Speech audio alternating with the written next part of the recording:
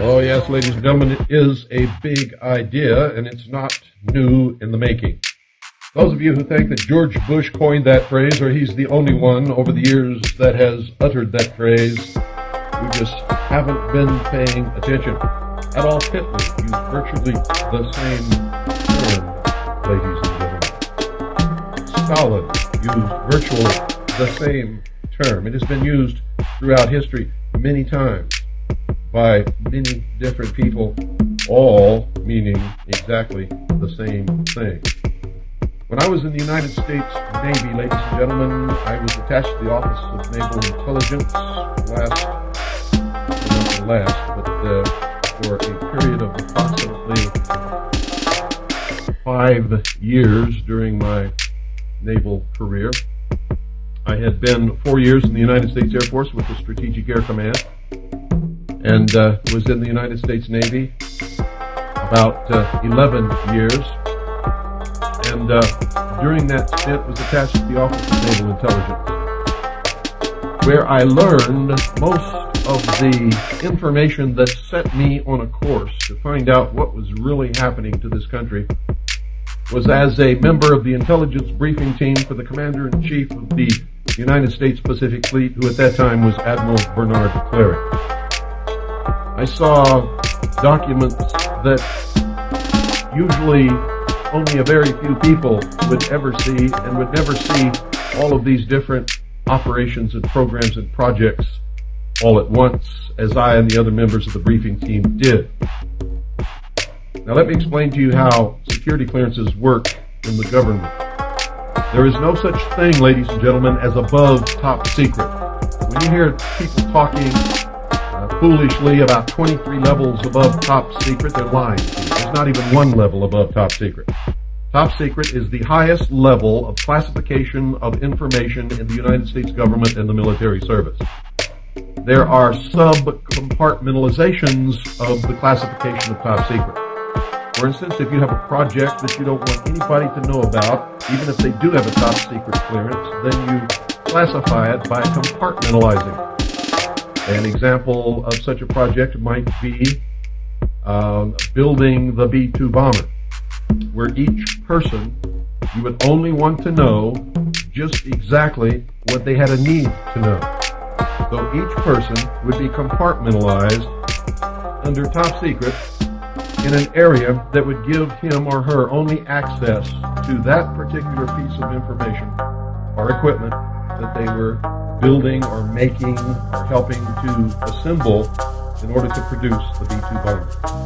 So the classification for building brakes may have been top secret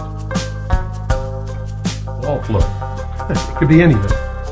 And the people who had a top secret clearance, who were working on that particular piece of information that had to do with wall flow, could only see that information and nothing else.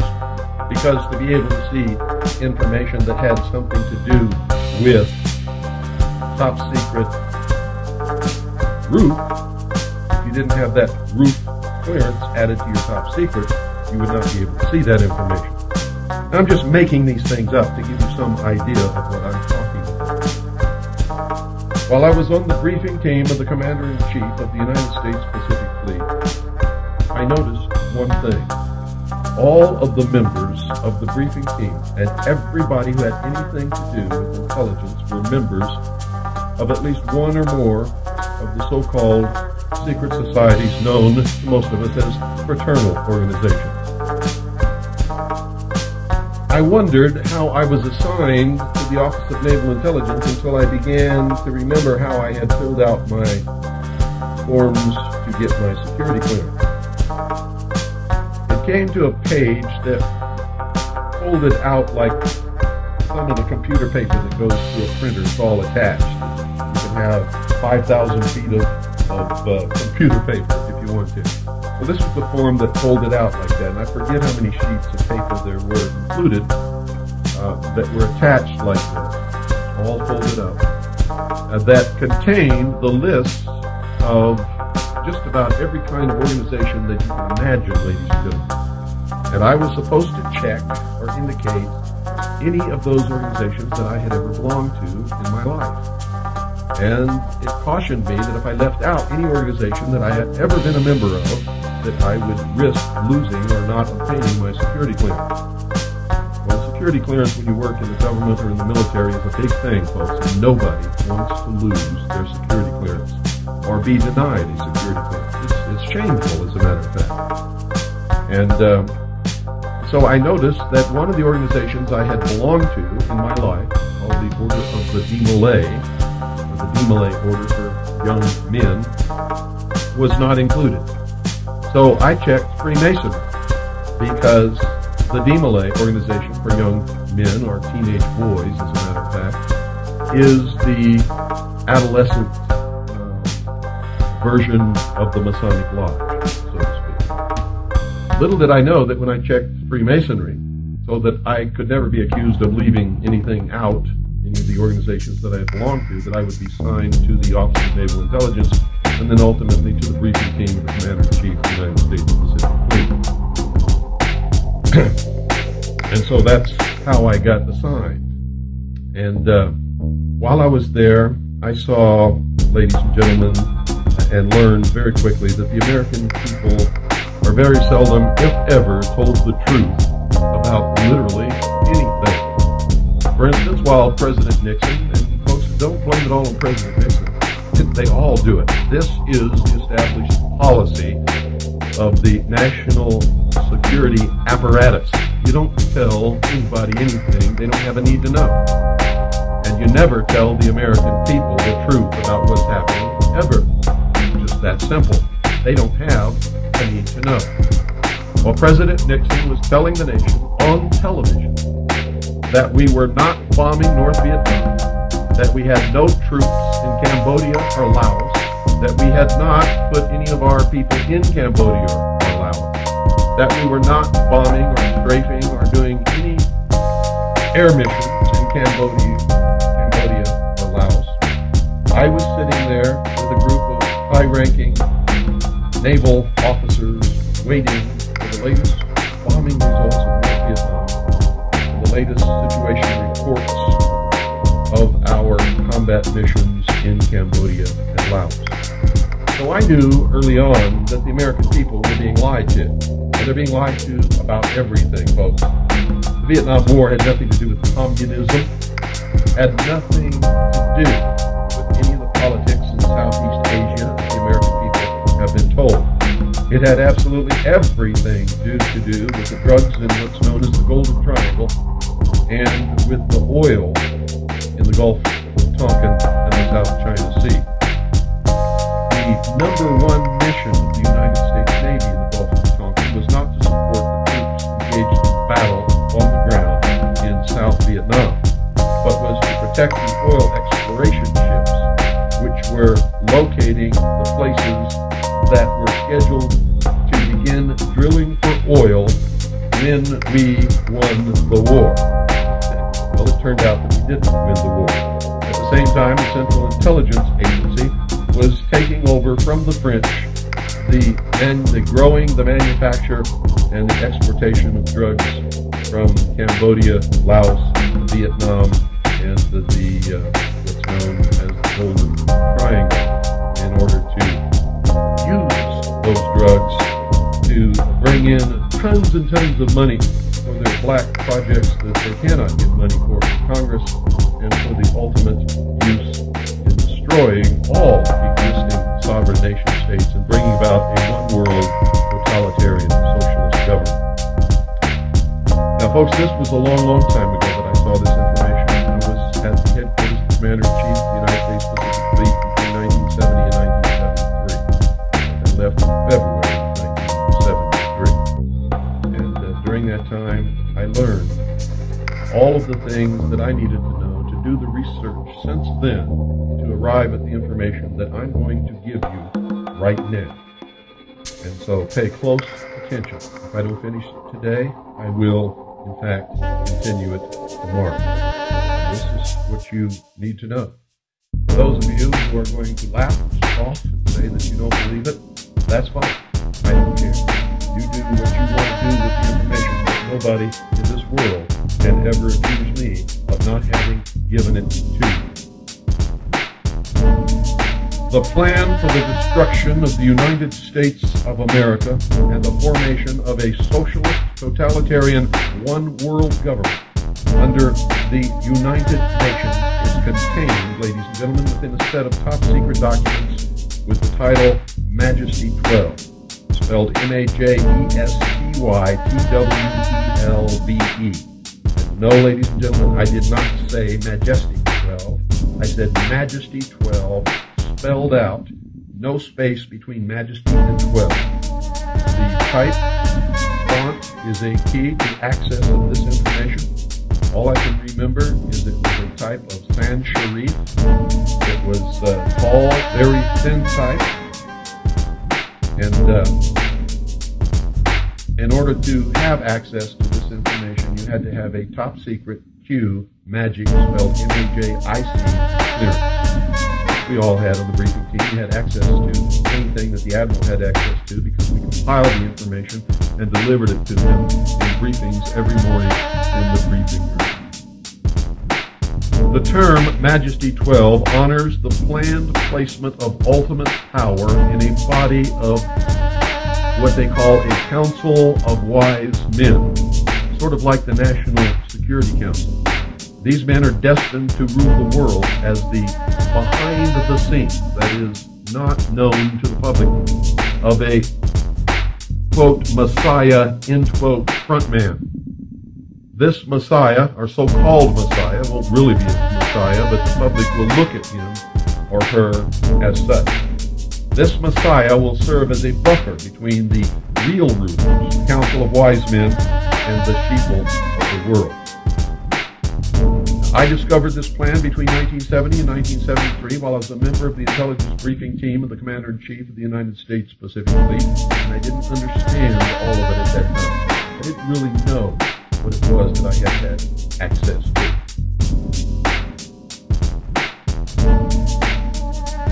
The plan, ladies and gentlemen, outlines the formation of a world totalitarian socialist government. It is the policy of the United States government. It is to be ruled by a behind-the-scenes Council of Wise Men. A benevolent dictator who is thought to be a Messiah will be perceived as the real head of government.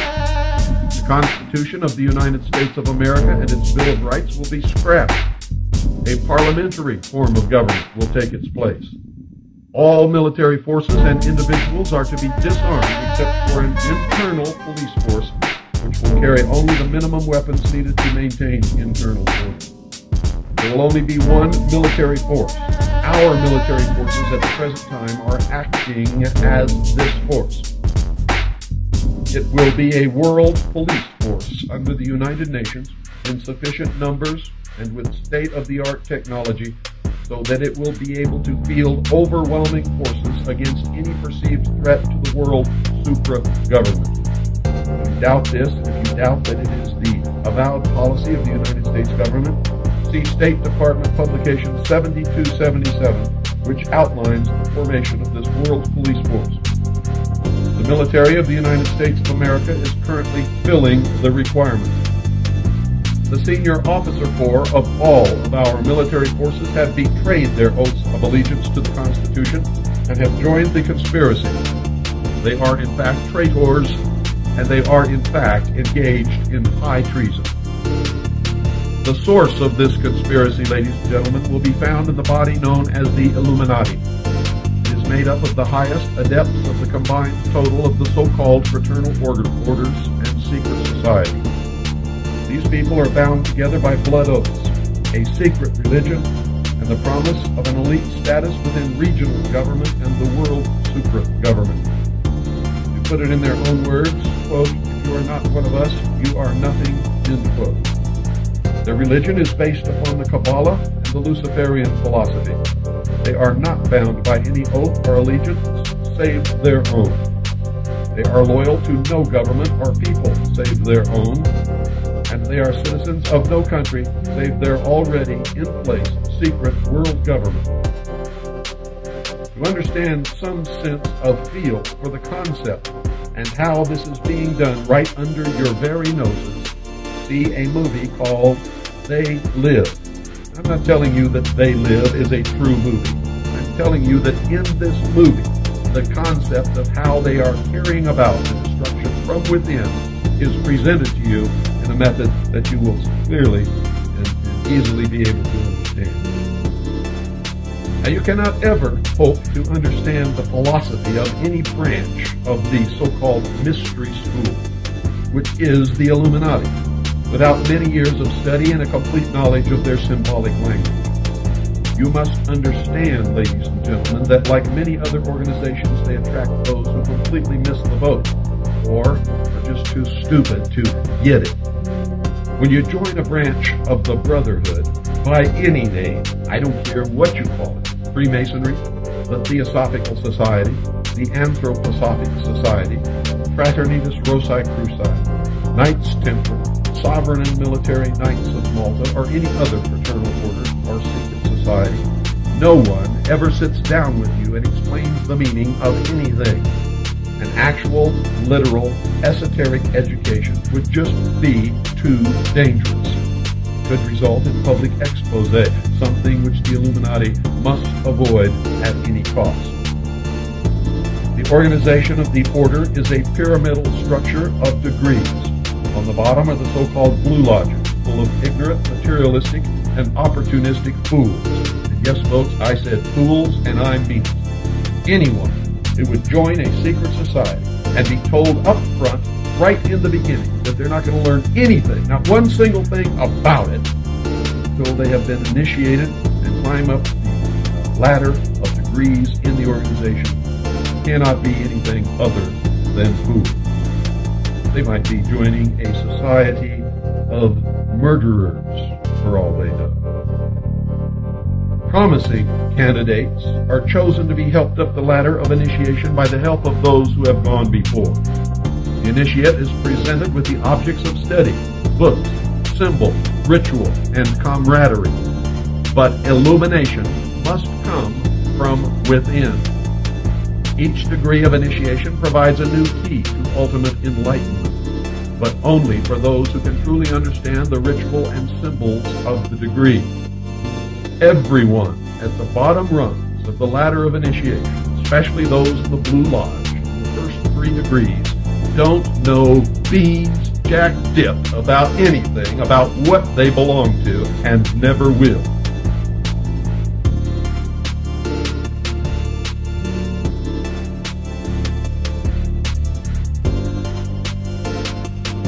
Where understanding or the ability to keep the secrets stops, the progress of the candidate stops, and they never ever progress any higher.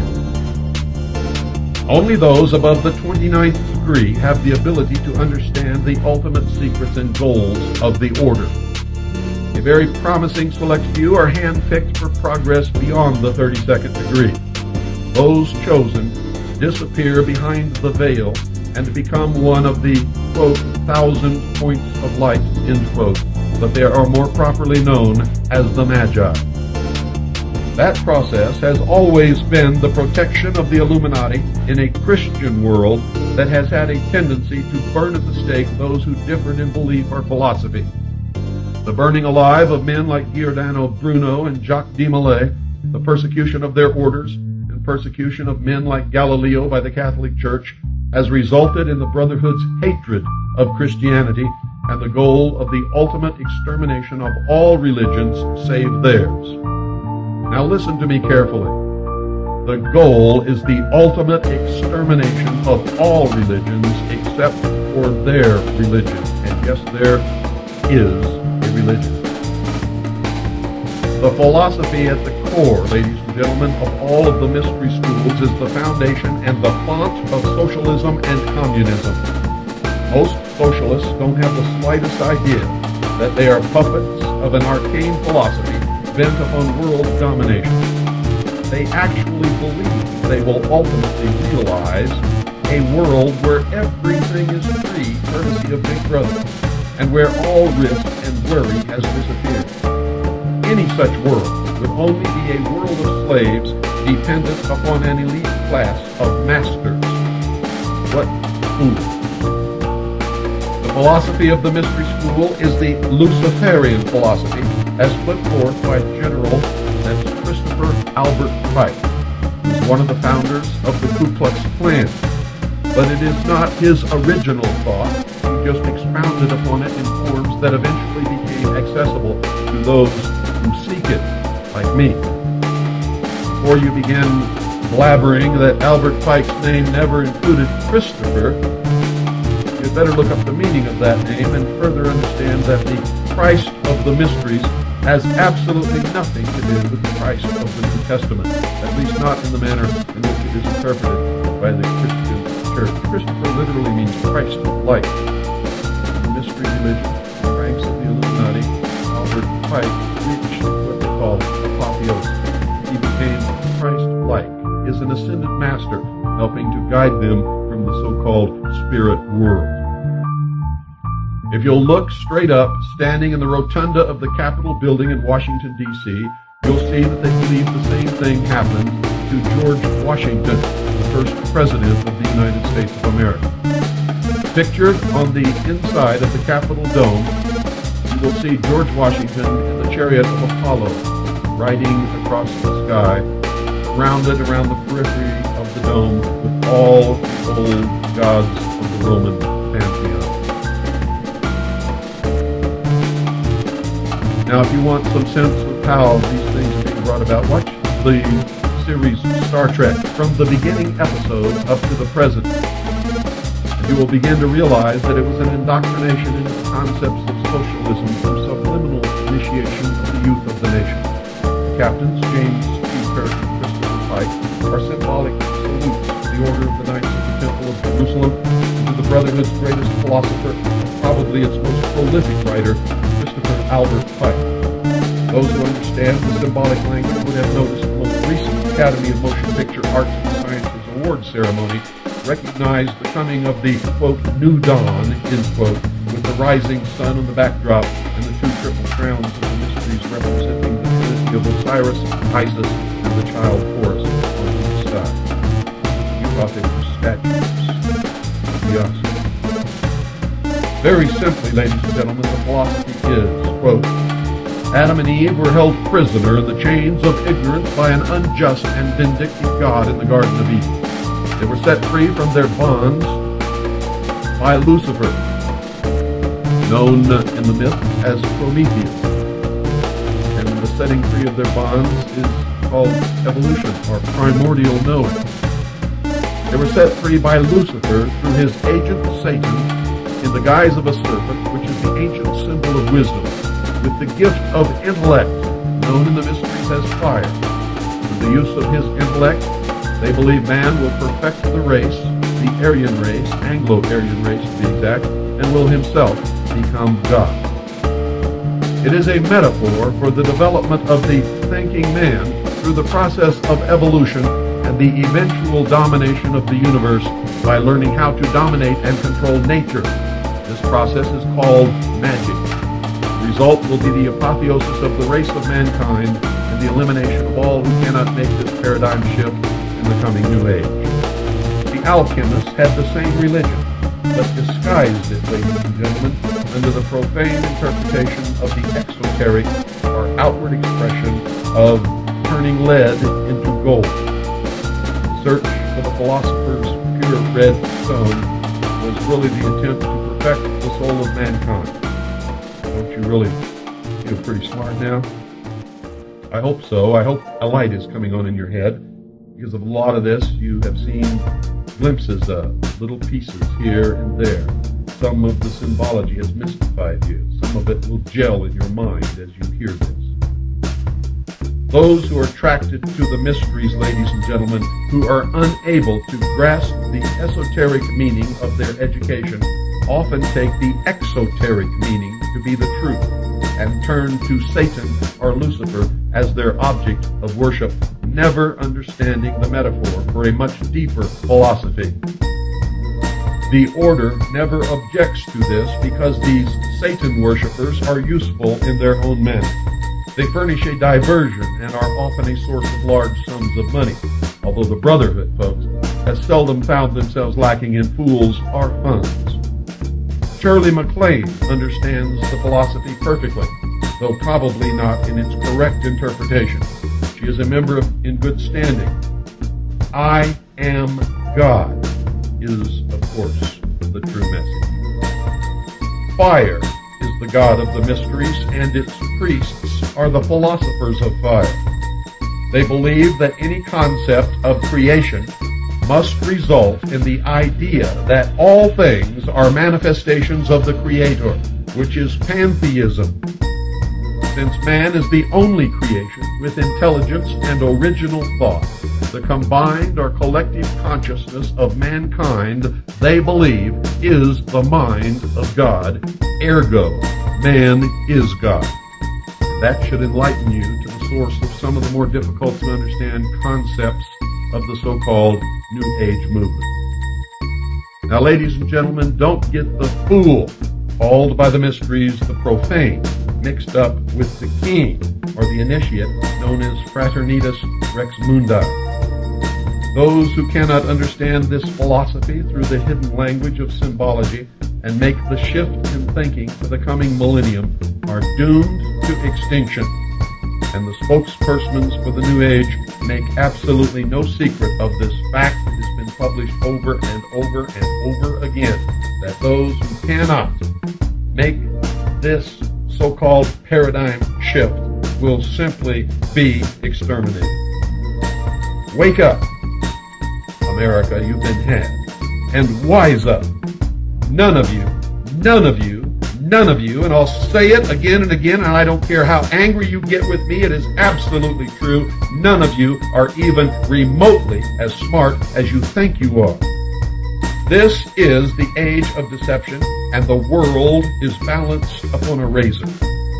One half is scheduled to be exterminated if these people have their way, and the other half is scheduled to be enslaved when the mystical union between the moon, which is Isis or the church, and the sun, which is Osiris or the doctrine, greets the sun, spelled S-O-N, of the morning, which is Horus or the full body of initiates or adepts, on the horizon, which is Horus risen, in the, quote, new dawn, end quote, which is the realization of the New World Order.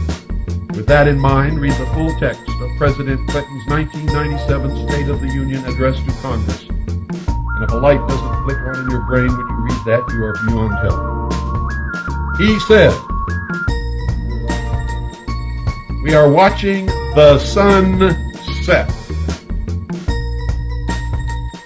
while we prepare our children for the new dawn. We have 1,000 days to complete our work."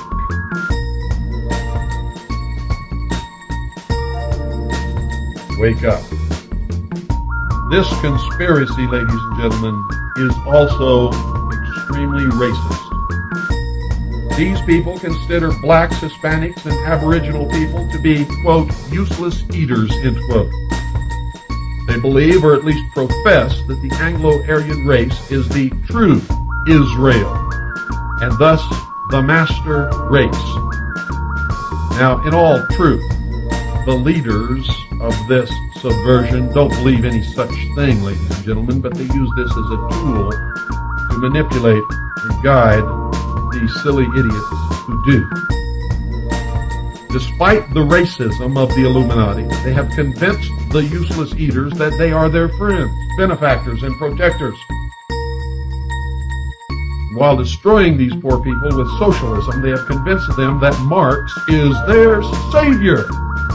And these sheep will follow this Judas goat eagerly, first to be sheared, and then to their re-enslavement and eventual, probably, slaughter. In this world government, there will be no individual rights, only privileges. Privileges can be granted or denied at will by the world super-government. All property is to be owned by the state.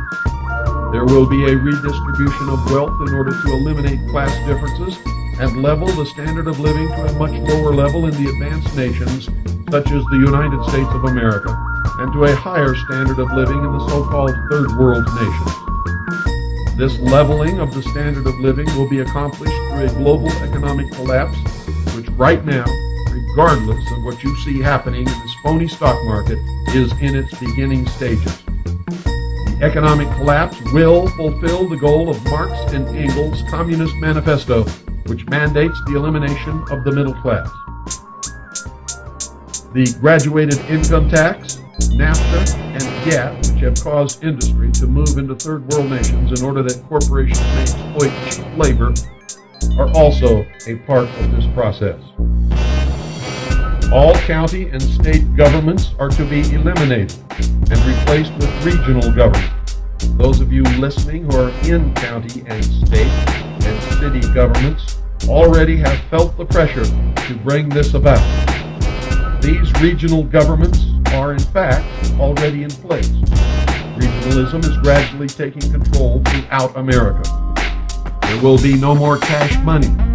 All trade will be accomplished by a system of computer credits, with accounts accessed through debit cards or computer chip implants, which will also serve as personal identification, driver's license, and etc. The plan, ladies and gentlemen, for the creation of a socialist world government is protected by an invented extraterrestrial threat from space. The entire UFO phenomenon and the so-called ufology, which I call the ufology movement, has been created to further the protection and activation of this plan. Within Majesty 12 is Operation Majority, which justifies the plan by presenting an extraterrestrial threat as the reason for the necessity for world government. Operation Majority is named after the original Bolshevik Party, which sparked the Russian Revolution. Bolshevik literally means the majority. The plan states that if the American people are ever told of this extraterrestrial presence, these aliens will destroy the United States of America. Now, folks, all who have access to this plan, or who inadvertently discover the plan, are silenced by that warning. When I first saw it, I believed it for over 16 years before I began to produce research that told me this was all the biggest hoax in the history of the world to create a phony, artificial threat to this earth. The report from Iron Mountain confirmed it. Statements made in 1917 by John Dewey, that's 1917, ladies and gentlemen, by John Dewey, in a speech he made in New York, also confirmed it. In my study of the broadcast on CBS, which was owned and created by William Paley, who, ladies and gentlemen, has always been an operative of the intelligence community of the United States of America, confirmed. A further safeguard ensures that anyone who links the so-called alien threat with the coming world government will be ridiculed and discredited by the press. When I saw this plan while I was in the Navy, I believed it. It was not until I had performed many years of research that I was able to fully understand exactly what it was that I had seen. It was extremely difficult, at best, for me to believe that my government, the Navy, had used me in the manner in which they had, especially since I had dedicated my life to government and military service. Ladies and gentlemen, this plan is real. The extraterrestrial threat is artificial. Alien threat, the so-called alien threat, is presented as real through the use of secret technology which was originally developed by the Germans in their secret weapons programs during World War II, by geniuses like Nikola Tesla and many others. Most military and government personnel who have access to this material believe sincerely that the extraterrestrial threat is real. They, like I, could not and will not probably understand how they are being manipulated and lied to. It took me many years to understand it. None of this, and I can say this absolutely with no hesitation whatsoever, not one single one of them has ever seen any evidence of the existence of any extraterrestrial creature or any advanced technology other than that of human origin. All, and I mean all, ladies and gentlemen, so-called leaks are intentional disinformation projects perpetrated by the counterintelligence divisions of the various organizations within the intelligence community, which are designed to promote the artificial alien threat scenario while allowing for complete deniability on the part of government. The antics of Vicky Cooper, no relation, now Vicky Cooper Ecker, Donald Francis Ecker III, William Moore, Jamie Chandere, Stanton T. Friedman, Bud Hopkins, John Lear, Linda Moulton Howe, Art Bell, George Knapp, Colonel Philip Corso, the so-called alien autopsy film, which is a fake, fraud, hoax, NASA, the Mars meteorite, supposedly containing fossil evidence of life on Mars, and many other people and events are projects of this type. The plan, ladies and gentlemen, to create an artificial extraterrestrial threat to the Earth was first mentioned by John Dewey in New York during 1917 in a speech to the visiting Japanese imperial delegation headed by Viscount Ishii. The premise was tested for credibility with the CBS presentation of The War of the Worlds by Orson Welles and the Mercury Theater on October the 30th, 1938. The public believed that this broadcast was a real news event. Many people jumped out of windows. In Grover's Mill, New Jersey, farmers and residents ran out of their homes and, forgetting who they were and where they were, shot their own water tower to shreds, believing that it was one of these alien tripod death machines. The public believed that what they heard was real. Thus, it set the stage for the implementation of an alien threat scenario. The only problem was that the state-of-the-art of technology at that time did not allow for a believable presentation. The development of saucer-shaped wingless and tailless flying machines by the Germans during World War II and by the United States, Great Britain, Canada, and most probably Australia after World War II solved the problem. We recently came into possession of a document that was released to us through the Freedom of Information Act from the Central Intelligence Agency. And here's what the document says. Memorandum to Director, Psychological Strategy Board, subject flying saucers. 1.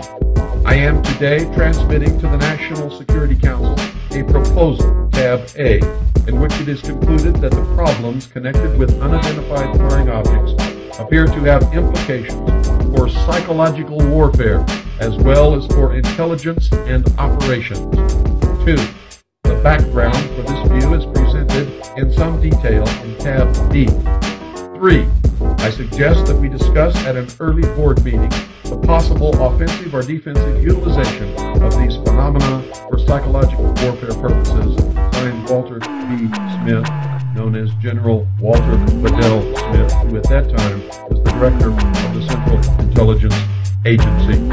Ladies and gentlemen, you cannot use something for psychological warfare or for intelligence and operation.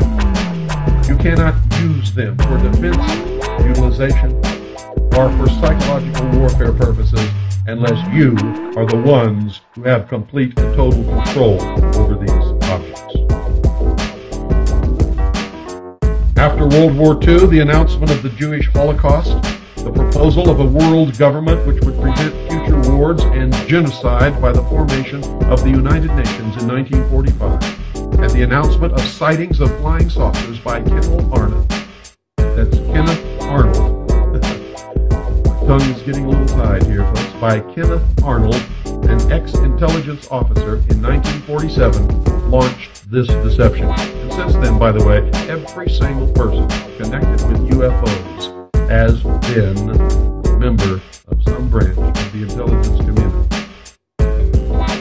The natural guilt harbored by the men of the 509th Atomic Bomb Wing after the bombing of Hiroshima and Nagasaki made them eager conspirators in orchestrating the faked crash of an extraterrestrial craft and discovery of shaved and surgically altered monkeys near Roswell, New Mexico.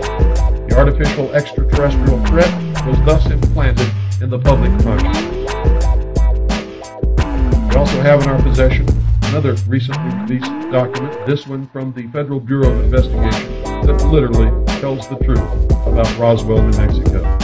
It's from the FBI office in Dallas to the director and senior agent in charge in Cincinnati, the director of the FBI and the senior agent in charge in Cincinnati. Urgent.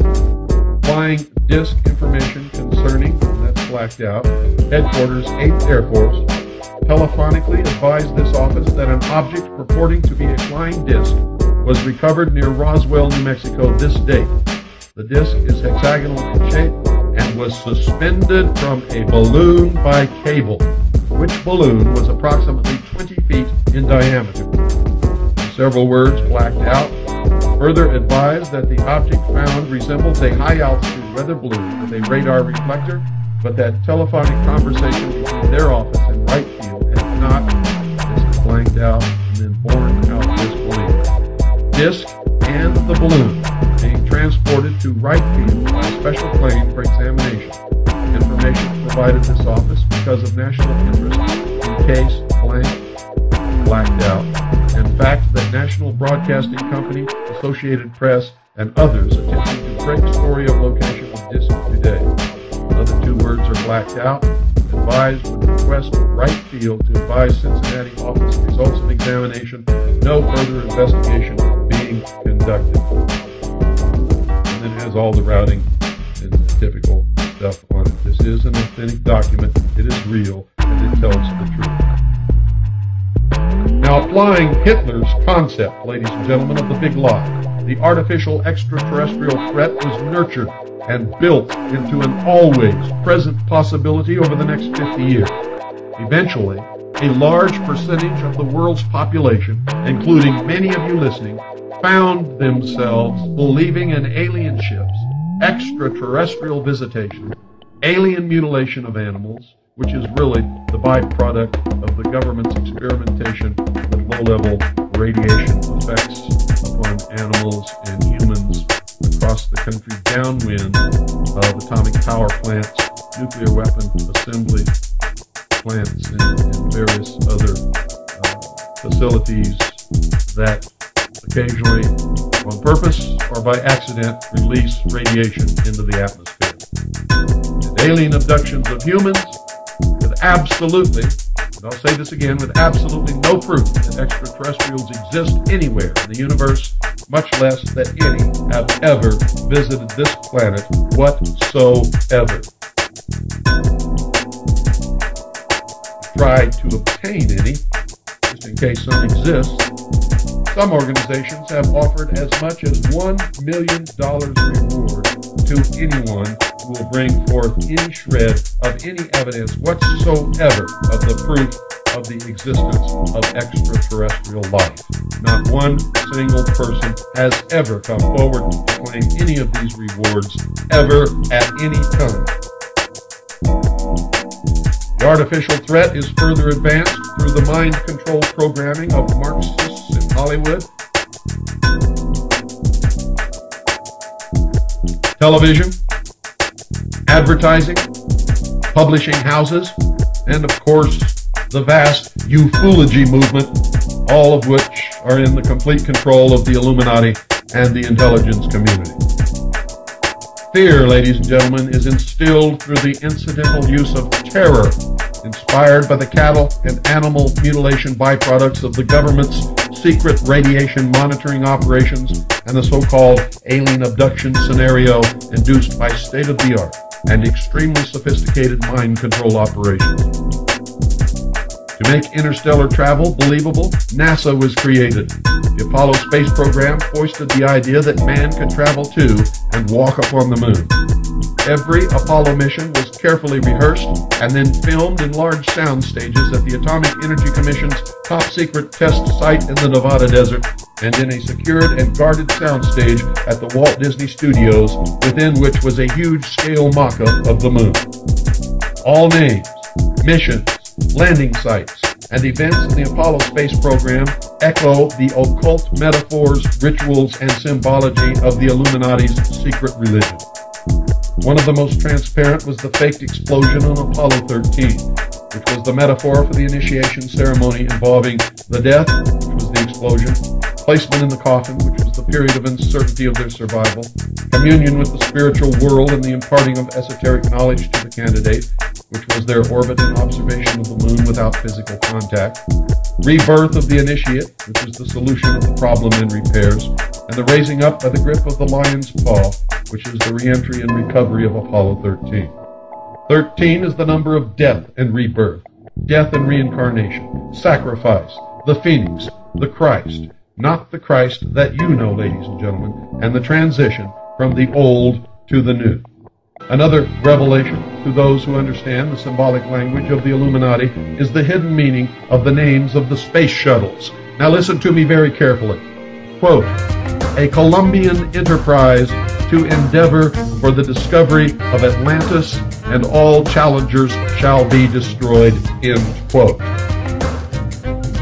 Exploration of the moon stopped because it was impossible to continue the hoax without being ultimately discovered. And of course, they ran out of pre-filmed episodes. No man, no human man, has ever ascended higher than 300 miles, if that high, above the Earth's surface in any publicly known space program. No man has ever orbited, landed on, or walked upon the moon in any publicly known space program.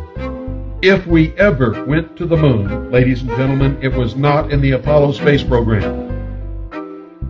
If we have ever been to the moon, it has been done in secret with a far different technology.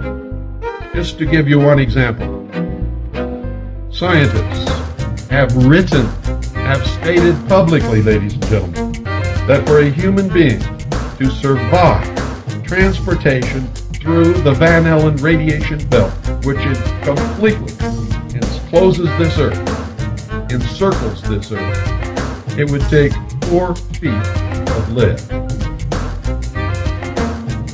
Now just think about it. The tremendous radiation encountered in the Van Allen belt, the solar radiation, cosmic radiation, temperature control, and many other problems connected with space travel prevent living organisms leaving our atmosphere with our known level of technology. Any intelligent high school student with a basic physics book can prove NASA faked the Apollo moon landings. Any photographer who is even remotely worth his salt can prove that almost all of the photographs presented to us as being taken in space or on the moon by the Apollo space program are fraud, are fake, are phony. All of them were made with studio lighting in specially prepared buildings and mock-ups of the lunar surface.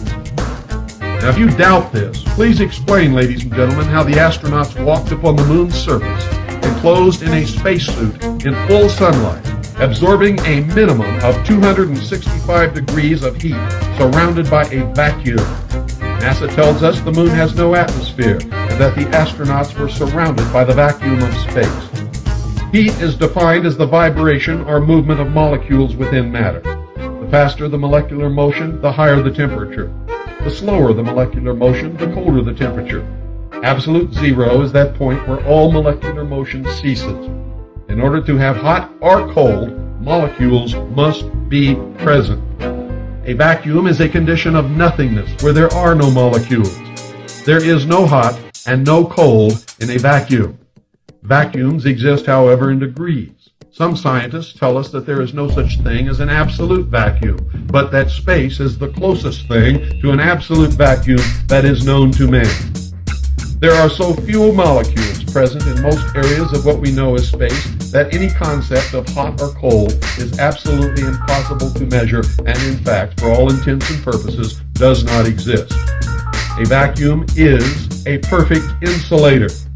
That, ladies and gentlemen, is why a thermos bottle or a vacuum bottle is used to store hot or cold liquids in order to maintain the temperature for the longest time possible without reheating or recooling. You see, space is not cold. Space insulates whatever is in space and tends to keep it at whatever temperature it is for the longest period of time possible. Radiation of all types will travel through a vacuum, but will not affect the vacuum. Radiant heat from the sun travels through the vacuum of space, but does not warm space. In fact, the radiant heat of the sun has no effect whatsoever until it strikes matter. Molecular movement will increase in direct proportion to the radiant energy which is absorbed by matter. The time it takes to heat matter exposed to direct sunlight in space is determined by its color, its elemental properties, its distance from the sun, and its rate of absorption of radiant heat energy. At this point, I'm going to have to call it a day. And I will continue right here where I left off tomorrow. That is, if I'm still here to do it, ladies and gentlemen. I hope you're listening closely, and I hope you're taking notes, because I'm going to blow the lid off of this crap. Greatest nation, the greatest people, with the highest standard of living, the best opportunities, the highest morals, the best educational system that has ever existed on this earth, being destroyed by these scumbags from within. Some of them are your relatives. Good night. God bless each and every single one of you. You're listening to the Hour of the Time. I'm William Cooper. Good evening, ladies and gentlemen. I hope you're all ready for tonight's broadcast. This is a live broadcast.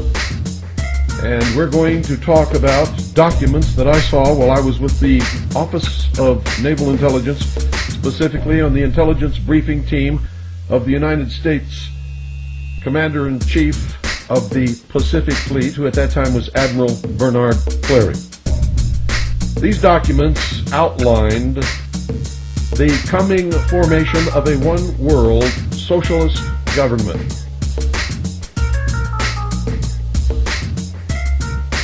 There were many different aspects to this plan. One called for the ultimate unification of all religions into one, or to put it another way, the destruction of all existing religions, save the religion of the group that is bringing about what is known to most of us as the New World Order.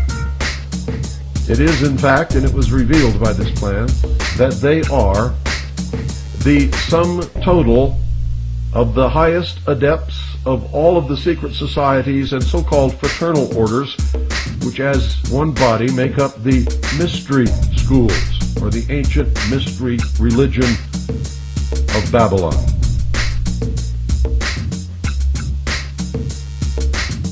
This plan called for the creation of an external, artificial, and I stress that word artificial, threat to this earth. The entire ufology movement, ladies and gentlemen, is a creation meant to bring that about. Don't go away.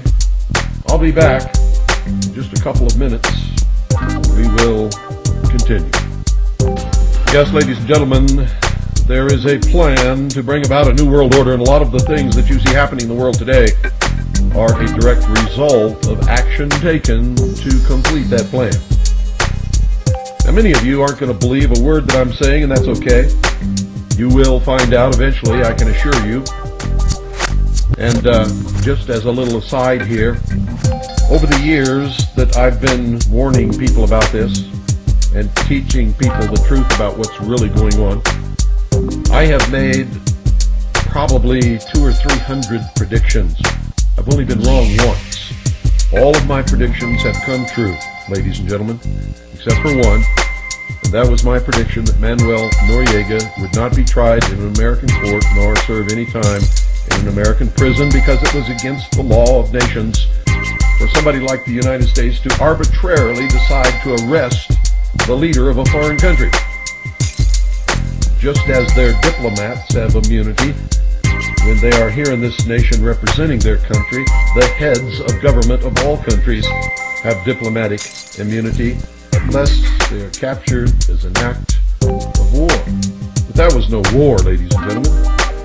It may have been an act of war, but it was no war. It was a police action. I mean, our troops went down there specifically to arrest Manuel Noriega on charges put forward by the Justice Department in a United States court. It was unlawful.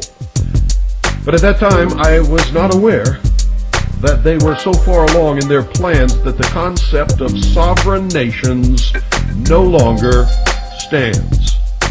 Which means if another nation ever becomes more powerful than the United States of America, they can do the same thing to us, ladies and gentlemen, or the United Nations. If the Security Council votes to arrest the President of the United States based upon the precedent that we set in Panama, they can do it.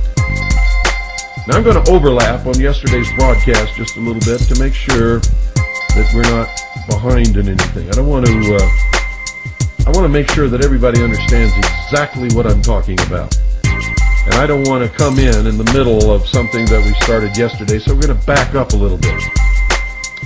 And I'm going to go over some material that we have already covered. As always, when you listen to the Hour of the Time, folks, make sure you have pen and paper handy and that you use it. Take copious notes. And once you have this information and you understand it, if you watch the events happening in the world, all of a sudden, things will begin to come together and make sense to you that made no sense to you ever before in your life. If you really believe that things on the worldwide scale happen all the time by accident, then you're not playing with a full deck of cards, folks. If all of these things were happening by accident, at least some of them would happen in our favor. But they're not.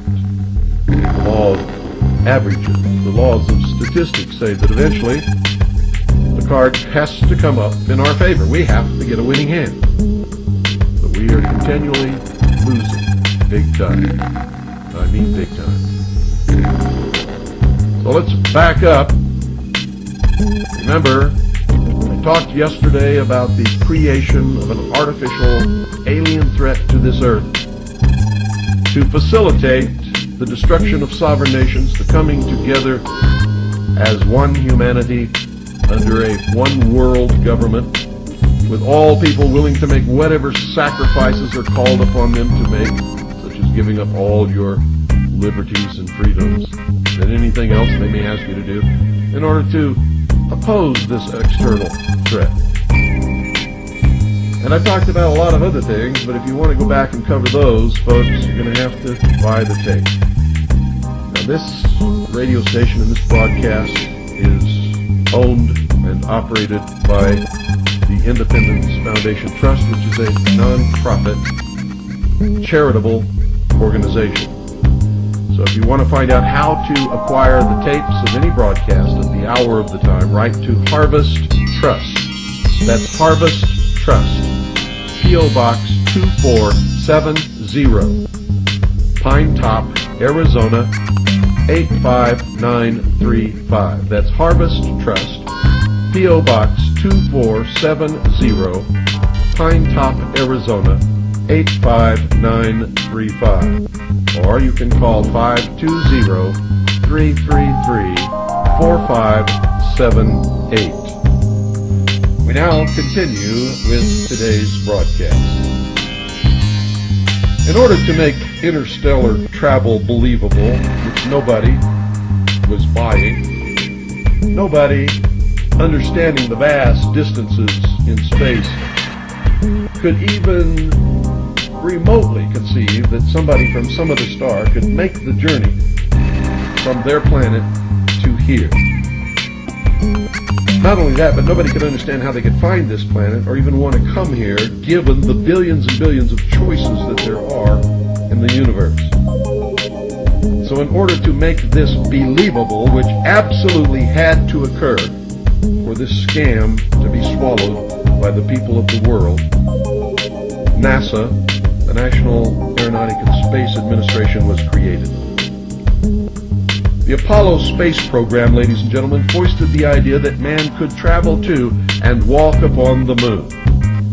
Every single Apollo mission was carefully rehearsed and then filmed in large sound stages at the Atomic Energy Commission's top-secret test site in the Nevada desert and in a secured and guarded sound stage at the Walt Disney Studios within which was a huge-scale mock-up of the moon. All the names, missions, landing sites, and events in the Apollo space program echoed the occult metaphors, rituals, and symbology of the Illuminati's secret religion.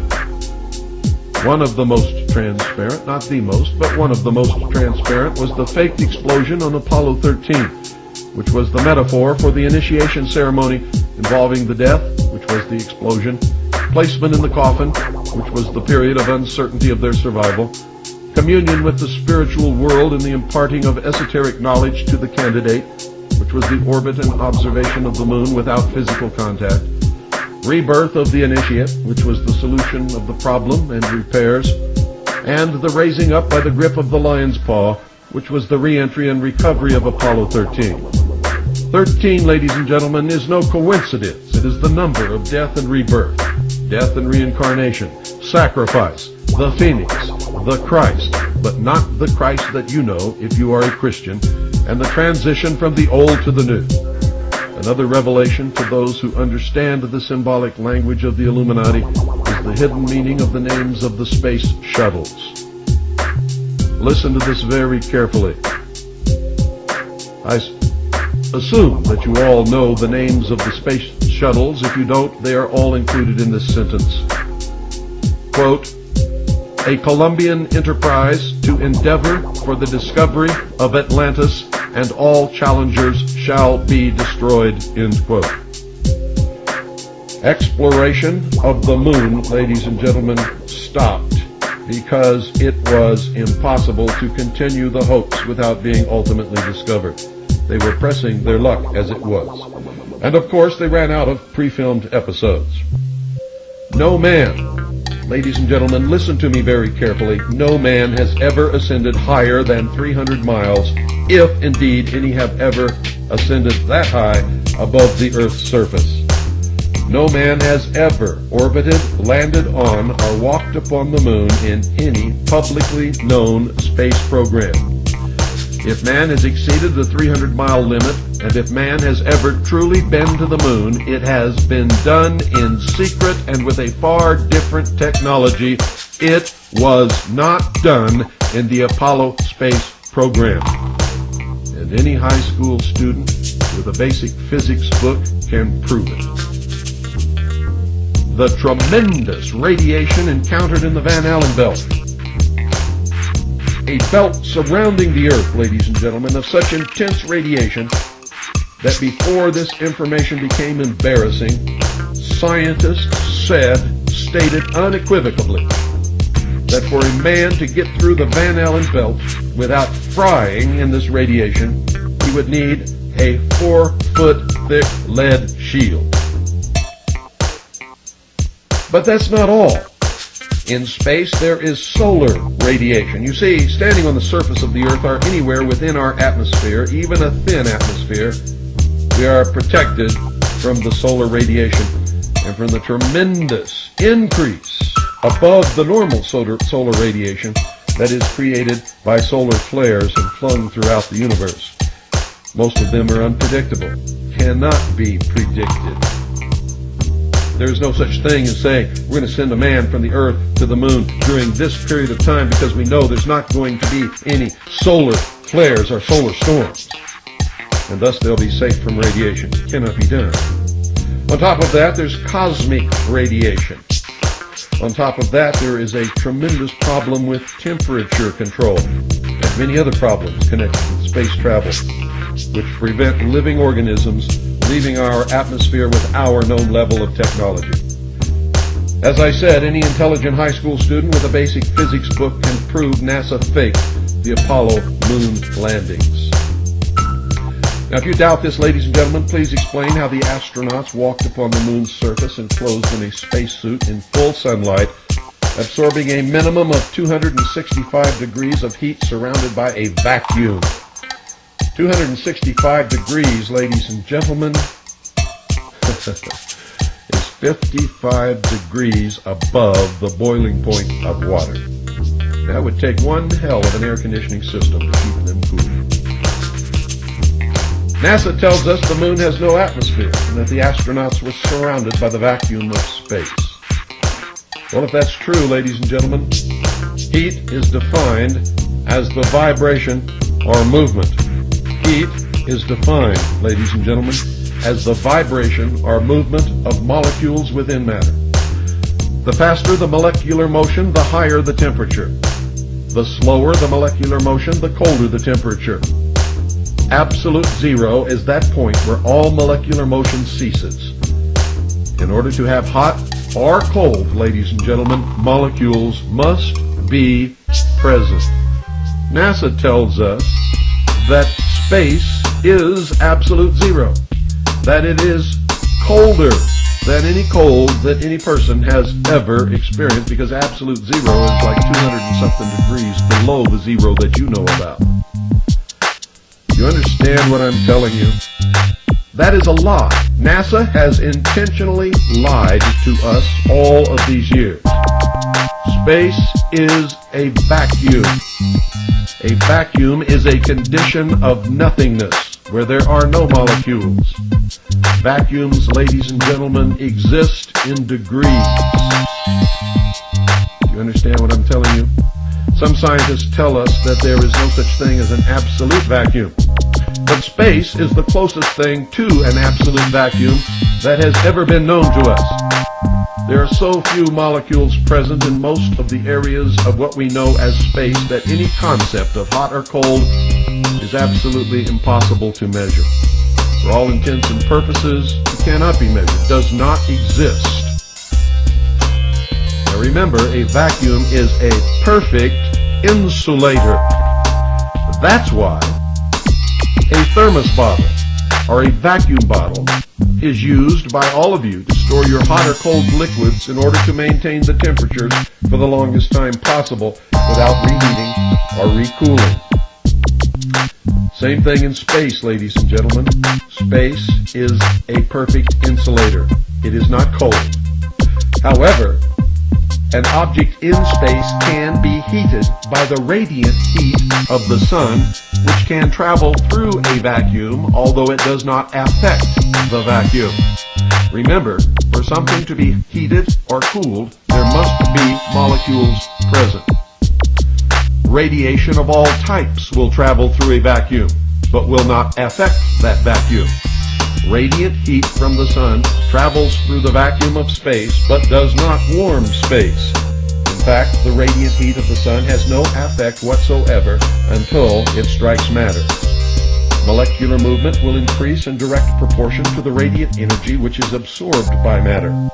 The time it takes to heat matter exposed to direct sunlight in space is determined by its color, its elemental properties, its distance from the sun, and its rate of absorption of radiant heat energy.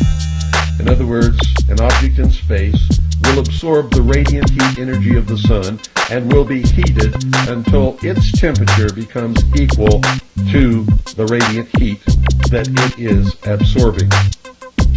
The side of the object that is in shadow will not be cooled by the so-called, quote, cold of space, end quote, NASA's lie that it has perpetrated for all of these years.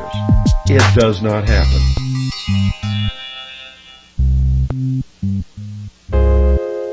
Heat will spread through any object, through contact of molecule against molecule, until the heat of the object all over the object has become equal, ladies and gentlemen. Now understand what I just told you. Objects which are heated cannot be cooled by space. In order for an object to cool, it must first be removed from direct sunlight, and then it will stay at the temperature that it is at for quite a long time, until the molecular motion slows down through the resistance of molecules vibrating against each other, until all motion stops if the object is kept out of direct sunlight for a long enough period of time. Objects which are in the shadow of another object will eventually cool, but not because space is cold. Space is not cold. Space has no temperature whatsoever. Space is a perfect insulator. Hot and cold do not exist in the vacuum of space, or in any vacuum for that matter. Objects cool because the laws of motion dictate that the molecules of the object will slow down due to the resistance resulting from striking other molecules until eventually all motion will stop, provided the object is sheltered from the direct and or indirect radiation of the sun and that there is no other source of heat. And this process takes quite a long time. NASA insists the spacesuits the astronauts supposedly wore on the lunar surface were air-conditioned. An air conditioner cannot and will not work without a heat exchanger. A heat exchanger, ladies and gentlemen, simply takes heat gathered in a medium such as Freon from one place and transfers it to another place. Water can be used. Air can be used. Anything that will conduct heat can be used for this process. This requires a medium of molecules which can absorb and transfer the heat, such as the atmosphere or water. An air conditioner will not and cannot work in a vacuum. NASA, in fact, says that their air conditioning works by a system of tubes which carry water all around the body, all throughout the spacesuit, and to a heat exchanger, which is cooled by ejecting water onto coils which freeze because of the cold of space, and then the water on the coils absorbs the heat from the water in the coils and then evaporates into space. Does not happen, ladies and gentlemen. It is another law. Such a system might work in the atmosphere of the Earth, but it will not work in the vacuum of space. In fact, if you look at the videotapes, the good videotapes of the astronauts walking around in their spacesuits, you will see no tubes of heat exchangers of any kind and no ice formed on their backpacks anywhere at any time. Which means if such a heat exchanger exists, it must exist underneath the backpack, and there must be an opening there so that the ice can have contact with the vacuum of space.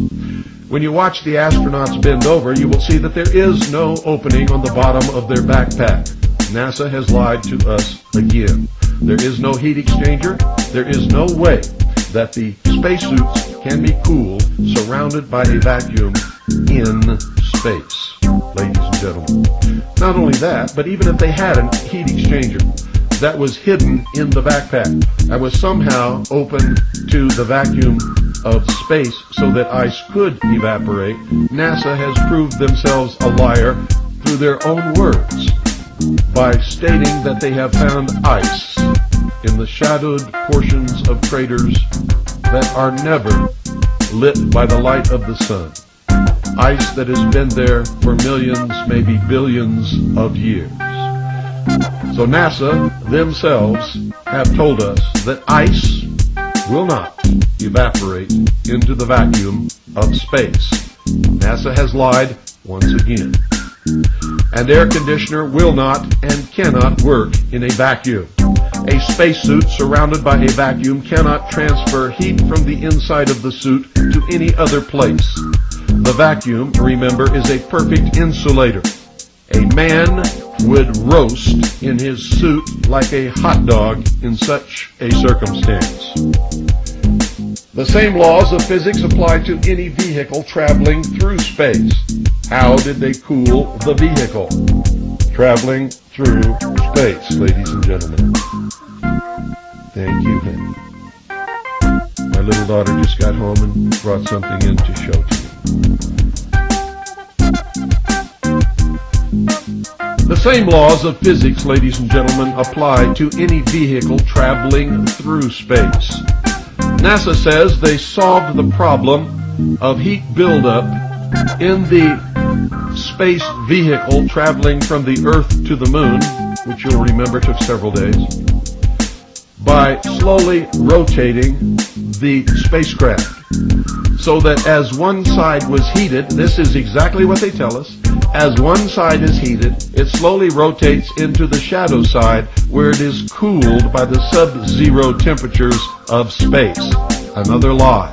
Remember, space is a vacuum. It is a perfect insulator.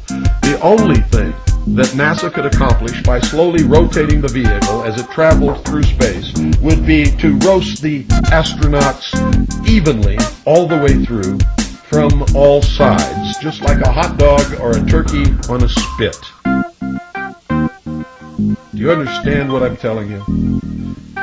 There is no way to cool that spacecraft traveling through space, and the way that NASA does it, or the way that NASA has told us that they did it, is a lie. It is a lie.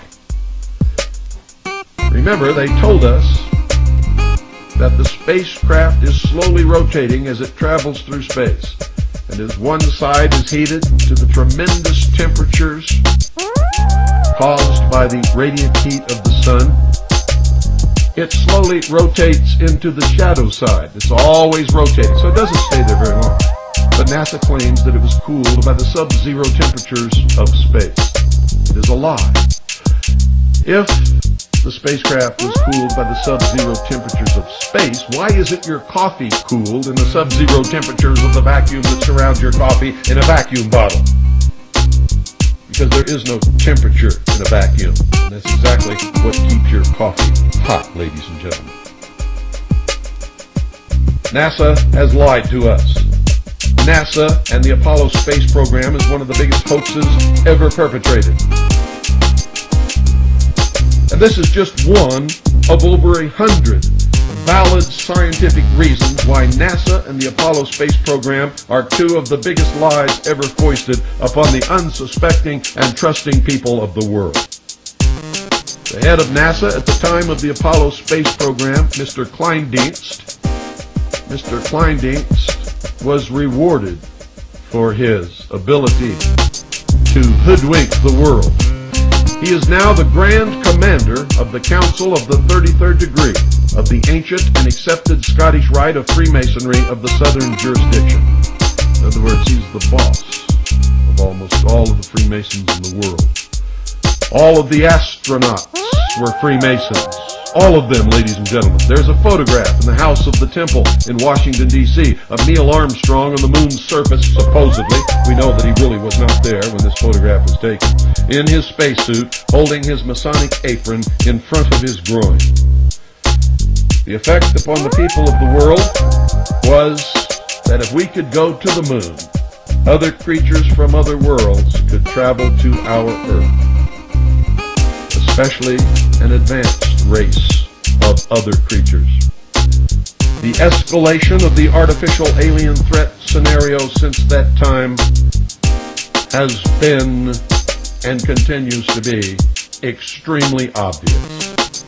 After hearing this broadcast, you should go back and watch Independence Day again and listen very carefully to all of the dialogue, especially that spoken by the President and some of the other leaders of the world.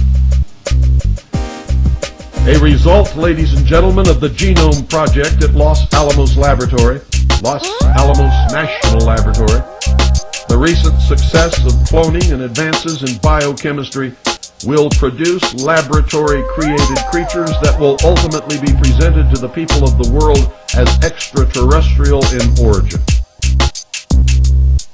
The only reason an extraterrestrial has not been presented to humanity is that they have not yet succeeded in making one that is believable.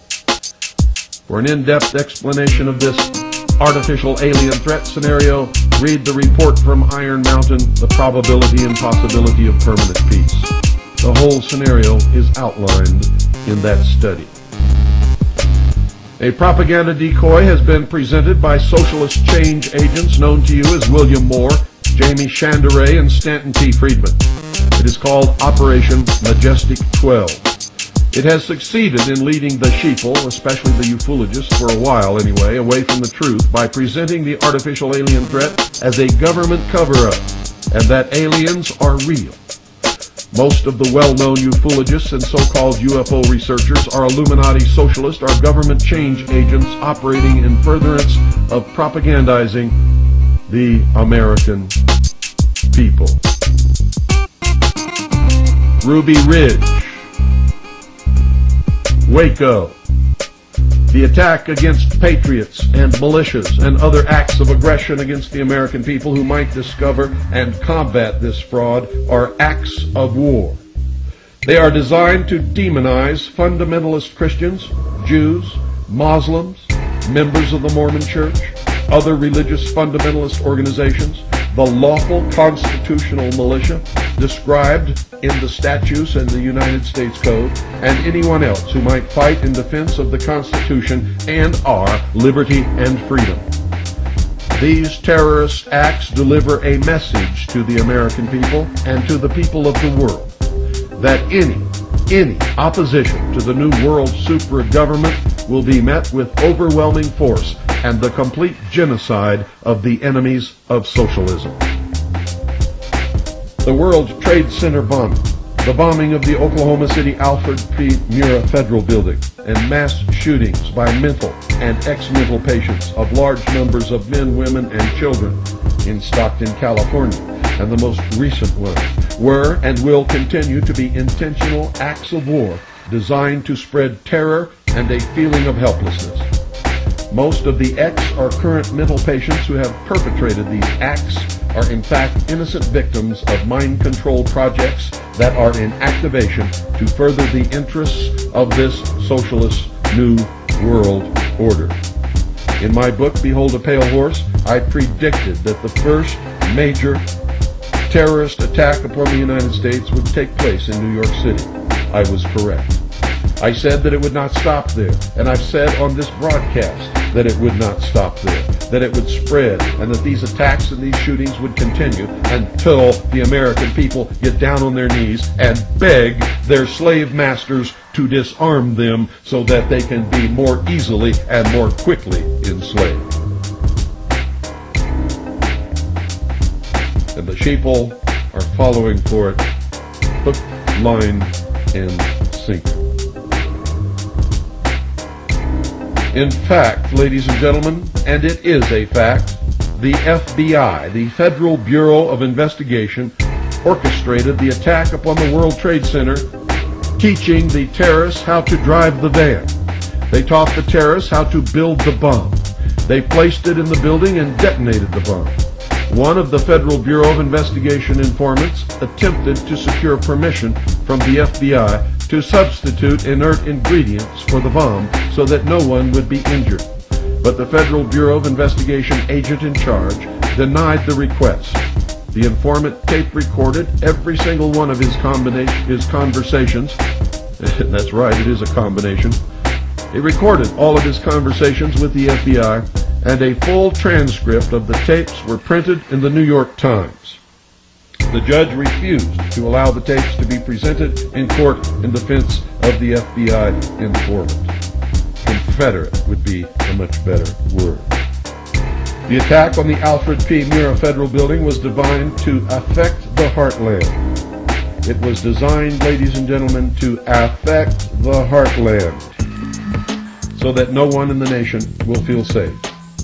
These acts, in the manner of Hegel's dialectic, are leading to a need for the elimination of the rights of individuals and the disarmament of all peoples so that the world's super government can step up to provide the solution, which will be artificial safety and security from terrorism, something that no one can ever guarantee. But the sheeple will believe it. Thesis against antithesis equals synthesis. The Omnibus Counterterrorism Act, which followed, gave the President the power to arrest, imprison, and/or deport any political opposition without trial, without habeas corpus, and without explanation of any kind. It in fact gave him the power to name any group a terrorist group, thus setting the stage for the arrest, detention, imprisonment without benefit of habeas corpus, without benefit of any kind of trial, with a possible result of deportation to a foreign country, and without explanation to anybody, by anybody. And I'm here to tell you, if these acts of terror do not succeed, there will be more bombings. There will be chemical or biological attacks. They will escalate in the destruction, maiming, and killing of men, women, and especially children. As a last resort, if all else fails, the Illuminati are prepared, and I'm going to tell you this again so that you understand it, as a last resort. if all else fails, believing completely that the ends justify the means, the Illuminati are prepared to detonate an atomic weapon in a large American city such as New York, Chicago, or Los Angeles. A war may be promulgated in the Middle East in order to provide the excuse needed to explain terrorist attacks upon the United States of America to the American people in order that they will accept personal disarmament in the interest of peace and security. Now listen to this closely, and if you don't believe it, you check it, because all the documentation is in the public domain. Most of it has already been admitted by the United States government and has been published in the major newspapers of the nation. Saddam Hussein was trained by the Central Intelligence Agency. Saddam Hussein was put in power in Iraq by the Central Intelligence Agency under George Herbert Walker Bush, who later became the President of the United States of America, and led the United States in a war called Desert Storm against Saddam Hussein and Iraq, making sure that no harm came to Saddam Hussein. The United States armed Iraq and gave Saddam Hussein the technology and scientific knowledge to create weapons of mass destruction. Saddam Hussein functions as the big boogeyman of the world, or the Antichrist, if you will, and the stage was set in a film narrated by the same man who on the Mercury Theater presented The War of the Worlds in 1938, called The Late Great Planet Earth, in which an Antichrist was presented as a man from the Muslim world. Incredibly, ladies and gentlemen, in this film, he looks exactly like Saddam Hussein. Saddam Hussein functions as the Antichrist, or the big boogeyman of the world, so that the United Nations can cement its authority over the so-called sovereign nations, which, by the way, are not sovereign anymore. And that is why Saddam Hussein was not killed during the Gulf War, and that's why he won't be killed in any future Gulf War. His purpose is to function as an Antichrist to create terror in the minds of the sheeple of the world. The answer, of course, will be the destruction of national sovereignty worldwide, the establishment of a one-world socialist government under the United Nations, disarmament of all nations, and the establishment of a world police force. The terrorist attacks, ladies and gentlemen, which will be launched in the United States will be blamed upon Middle Eastern religious fanatics, Christian fundamentalists, white supremacists, patriots, or militias. A more immediate result of these operations will be the increased use of military forces, weaponry, and equipment such as tanks and armored personnel carriers in civilian law enforcement. The suspension or elimination of habeas corpus, the elimination of jury trials, and the institution of martial law with show trials conducted by a tribunal of judges. When you continue to hear this constitutional republic referred to as a democracy, you must remember that D.I. Lenin, the founder of the Soviet Union, said, quote, "Democracy is indispensable to socialism," end quote. When you hear our military referred to as UN peacekeepers, remember that both Karl Marx and Lenin defined peace as, quote, "the elimination of all opposition to socialism," end quote. When you wonder where all this is taking us, remember that both Marx and Lenin stated that, quote, "the ultimate goal of socialism is communism," end quote. And if you think communism is dead, read Gorbachev's book, Perestroika, and he will tell you quite the opposite. And if you think the fall of the Soviet Union was the end of communism, read Golitsyn. And believe me when I tell you that the highest-ranking communist mole in the Central Intelligence Agency was James Jesus Angleton. The Turner Diaries, ladies and gentlemen, were actually written by the Central Intelligence Agency prior to 1972. The concept of leaderless resistance was promulgated to enable easy destruction of any resistance to the world super government. Small, scattered units without a concerted tactical plan and a solid, reliable command structure will be defeated in a very short period of time. No such movement could ever effect the necessary political control to restore order and reinstitute government of any kind, even if they managed to win the war. Now let me say that again so that it sinks through some of the thick heads out there. The concept of leaderless resistance was promulgated to enable easy destruction of any resistance to the world's super government. The Turner Diaries also branded anyone who used such a tactic as racist terrorists. Small scattered units without a concerted tactical plan and a solid, reliable command structure will be defeated in a very short period of time. No such movement could ever effect the necessary political control to restore order and reinstitute government of any kind, even if they managed to win the war. Many of the so-called patriot leaders, such as Lieutenant Colonel James Bogreitz, Mark Hornkey, John Stadtmiller, Kurt Saxon, and many others are actually change agents of Illuminati socialism or the intelligence community. World War III is being fought now. It is being fought with information warfare using very sophisticated mind control techniques, propaganda, disinformation, intimidation, fear, and manipulation.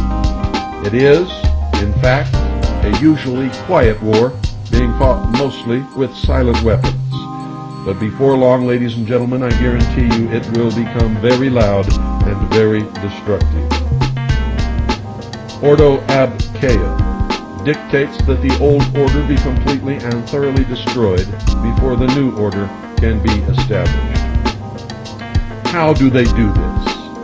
Well, many of you follow some of these change agents, believing that they're on your side, looking up to them as heroes, thinking that they're telling you the truth. But ladies and gentlemen, nothing could be farther from the truth. One of the greatest Trojan horses ever presented to the American people has been Lieutenant Colonel James Bogreitz. Now, this is written by Bogreitz. Nothing is invented here. I'm going to read you a letter that he wrote in response to an editorial printed in the Hartford Advocate. This letter was written by Bogreitz to the Hartford Advocate as a reply. And I'm only going to read you the portions of it that apply to this broadcast because it's a long, long letter. He says, quote, "The 17 October edition of the Hartford Advocate's Conspiracy of Hate was indeed just that, but devoid of fact. Since its release, outraged Americans have faxed and mailed me copies from all over the United States. It is unfortunate that the Advocate printed this extensive cover article without so much as a phone call to me. This was irresponsible and insupportable journalism, unless the purpose of the publication is to provide the public with fish wrap.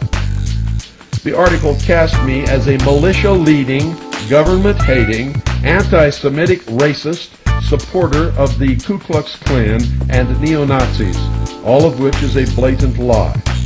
In accordance with United States Codes 10 and 32, which define the unorganized militia. Let me say that again so that there's no mistake here.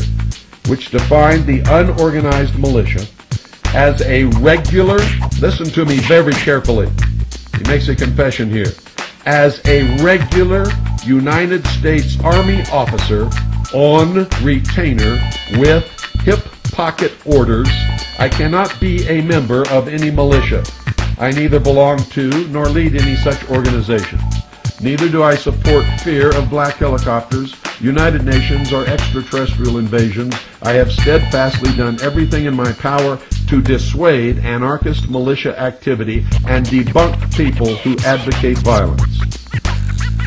Now what's important there, ladies and gentlemen, is that he has been telling us for years that he resigned his commission as a regular United States Army officer.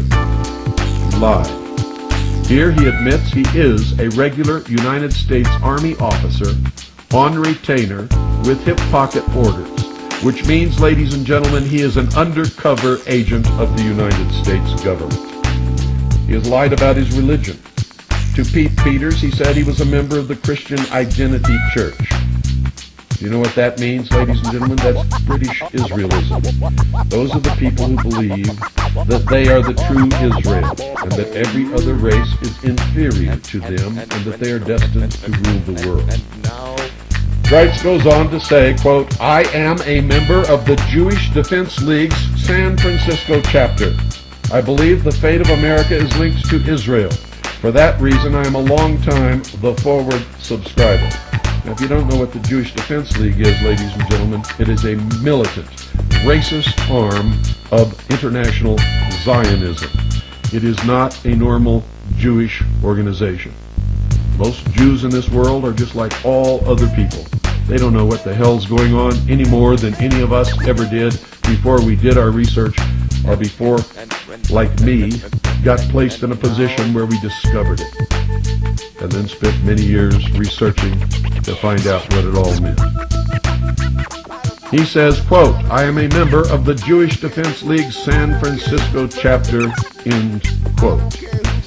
This is the same man who told the people in Sedona, Arizona, that he's tried all the different churches and never found one that he could believe in. I bet he didn't tell that to the church that he's been a member of for many years, the Church of Jesus Christ of Latter-day Saints.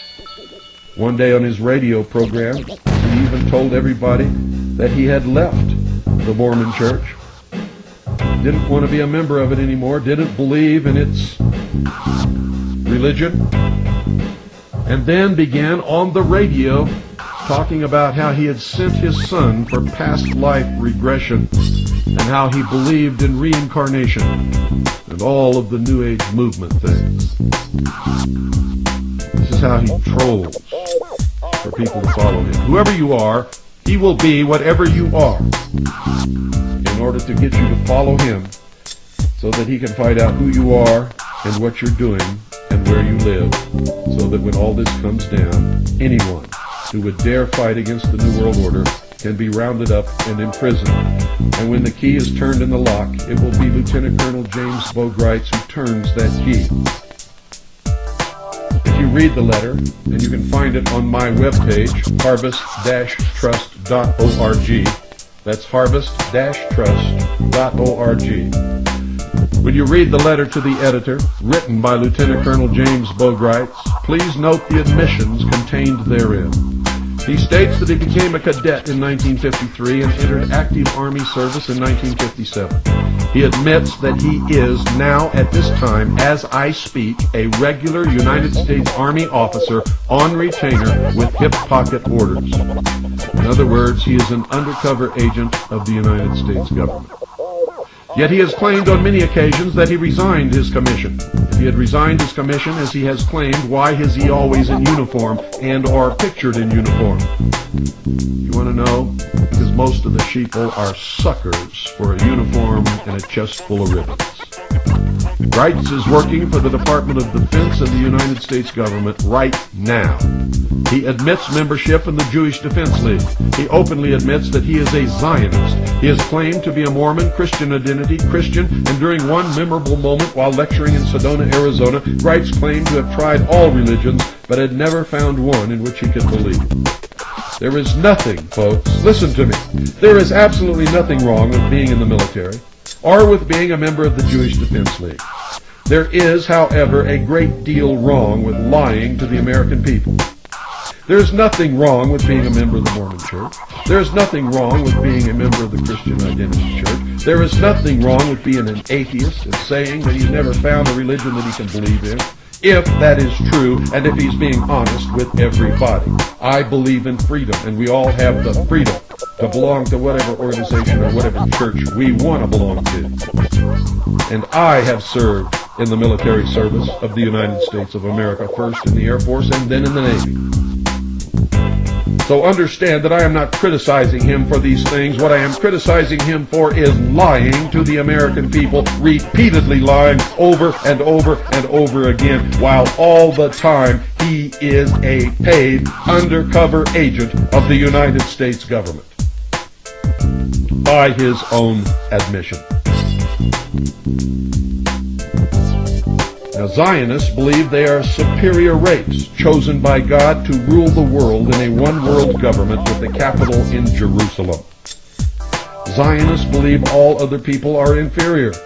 Zionism is Christian identity, British Israelism, and a radical branch of Judaism. Most Zionists are white Christians and Orthodox Messianic Jews. Most Jews are not Orthodox, are not Zionists, but are secular in their religious beliefs. Harvest Trust, over the years, and our investigations, have determined that Grites is a 32nd degree Freemason of the Scottish Rite of Freemasonry of the Southern jurisdiction. His photograph appeared on one of the covers of a very prominent Patriot magazine. On his hand, he is wearing the ring of the 32nd degree of the Scottish Rite of Freemasonry. He is an FBI informant. When he was called to help the FBI at Ruby Ridge, he was called by the FBI and was working for the FBI and wore a wire the whole time in every conversation that he had with Randy Weaver. He is an active undercover agent for the Special Operations Group of the Department of Defense as an integral member of a project called Trojan Horse. Now remember, you heard all this from William Cooper years ago. And you're hearing it again because now we have it in his own words in a letter that he wrote, which we got off of his webpage. And just to make sure that we were doing the right thing, we got a copy from the newspaper, which he wrote it to and who printed it on their editorial page. World War III is being fought now. It is being fought with information warfare, using very sophisticated mind control techniques, propaganda, disinformation, intimidation, fear, and manipulation. It is, in fact, a usually quiet war being fought mostly with silent weapons. But before long, it will become very loud and very destructive. Ordo ab chao is the motto of the higher degrees of this order, and it dictates that the old order be completely and thoroughly destroyed before the new order can be established. A one-world socialist government is the stated and avowed policy of the United States government. The United States created the United Nations. The United States State Department wrote the policy in the document known as State Department Publication 7277, which includes an introduction by President Truman, 33rd degree Freemason, which admits the United States government's world government policy. State Department Publication 7277 outlines the merger of the military of the United States with the military of the Eastern Bloc nations as a world peacekeeping force under the United Nations as the ultimate goal of the foreign policy of the United States of America. I didn't make any of this up, and everything that you have been told on yesterday's broadcast and today's broadcast is thoroughly documented. NATO is a part of the United Nations and was created under its auspices according to the United Nations Charter. The Warsaw Pact was a part of the United Nations and was created under its auspices according to the United Nations Charter. The Cold War was a scam which allowed both governments to levy large taxes which were used to develop the technology and experiment with techniques which will be combined to control the population of the world. The inclusion of Warsaw Pact nations as new members of NATO is the initial stage of Phase 2 of the merger of forces outlined in State Department Publication 7277, which will become the World Police Force under the United Nations. President Kennedy presented the plan to disarm the nations and people of the world to the United Nations. The United States planted the seed of an European Union, nurtured that idea, and has supported its formation. When the leader of the old Soviet Union banged his shoe on his desk at the United Nations and screamed, quote, "We do not have to invade the United States, we will destroy you from within," end quote, he was telling us the truth. The progression of accomplishments toward the completion of the plan to implement one world socialist totalitarian government is guided and controlled by the hierarchy of the Illuminati and the groups known as the Council on Foreign Relations, the Trilateral Commission, the Bilderberg Group, the Round Table Group, the Royal Institute of International Affairs, and many others, including the Illuminati in government and industry, who are members of the Supreme Council of the 33rd degree of the ancient and accepted Scottish Rite of Freemasonry of the southern and northern jurisdictions. The Supreme Council of the York Rite of Freemasonry, International Zionism, B'nai B'rith, the Grand Lodge of France, the Grand Lodge of England, the Order of the Golden Dawn, the Ordo Templi Orientalis, the Rossi Cruci, the Sovereign and Military Order of the Knights of Malta, the Knights Templar, the Jason Society, the Vatican, and many others, too numerous to list. See the occult and other links on our homepage. You will be amazed. It's harvest-trust.org on the internet. I will finish this tomorrow, ladies and gentlemen, because once again, we've run out of time. Good night. God bless each and every one of you. And if I've scared you, good. It's about time somebody did. You're listening to a live broadcast of the Hour of the Tongue. I'm William Cooper.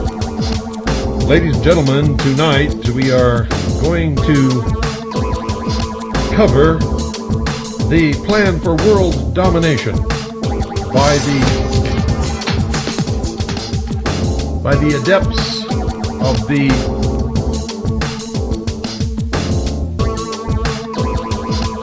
hidden mystery religion, which is called Mystery Babylon. It is an ancient body of adepts of the highest degrees of all of the so-called fraternal orders and secret societies. They have been attempting over many hundreds of years to complete what they call the Great Work. Ladies and gentlemen, we're in the last days of their bringing to fruition the culmination of all of their machinations and intrigue and subterfuge and subversion over all of those years. The name of the plan, as I saw it when I was a member of the Office of Naval Intelligence, and specifically a member of the intelligence briefing team of the Commander-in-Chief of the United States Pacific Fleet, is MAJESTYTWELVE. No separation between the two words. In other words, written as if it's all one word, in all capital letters. So don't go away. Make sure you have pen and paper by your side and pay very close attention. Well, as we have done the day before, yesterday, I'm going to back up a little bit and repeat some of what you heard yesterday so that there is no misunderstanding.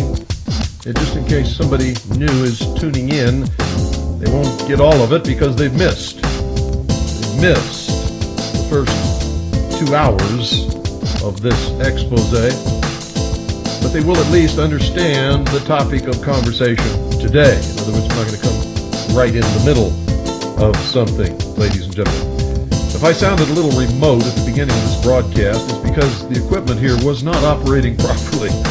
And I was attempting to talk to you while half of my attention was trying to make sure that the equipment is operating correctly.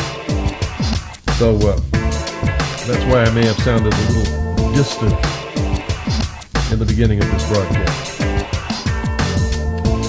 Folks, make sure you have pen and paper. You're going to want to remember some of this. Many of you are probably so angry by now, you're certainly going to want to check up on all of it and prove me wrong. And I certainly encourage you to do that. And if anyone can prove me wrong on any of the information that I have given you over this broadcast, then I want to know about it, because I certainly want to check your proof. And I don't expect you to just call me and rail on me and say that I'm wrong. If you furnish me with proof and you're polite and responsible, I will certainly check out what you tell me or what you show me. And if you turn out to be right, folks, I will come on the air and will correct whatever mistake I have made. Nothing that I am giving you is intended to mislead you. None of it is disinformation or false, according to all of the research that I've done and the documentation that I have, and what I saw while a member of the Office of Naval Intelligence many years ago, and specifically as a member of the intelligence briefing team of the Commander-in-Chief of the United States Pacific Fleet. Everything that I'm telling you is absolutely true, correct, is documented, is sourced, is the product of not only what I saw in the Navy, but many, many years of research, not only by me, but the members of all of the organizations which I head and other prominent researchers throughout the country and even the world. So this doesn't just come from me, ladies and gentlemen. It comes from many people. Many of us duplicate the research in order to make sure that we are correct. And you had better take heed, folks, because an awful lot of work, many years, a lot of risk and exposure to danger and hurt, terrible hurt, is the result of the information that we have discovered. Some of us have been attacked, beaten. Some of us have been killed. Some of us have been terribly slandered and libeled in order to keep the public from learning what I have been delivering to you over the last 2 days and will continue in this broadcast today.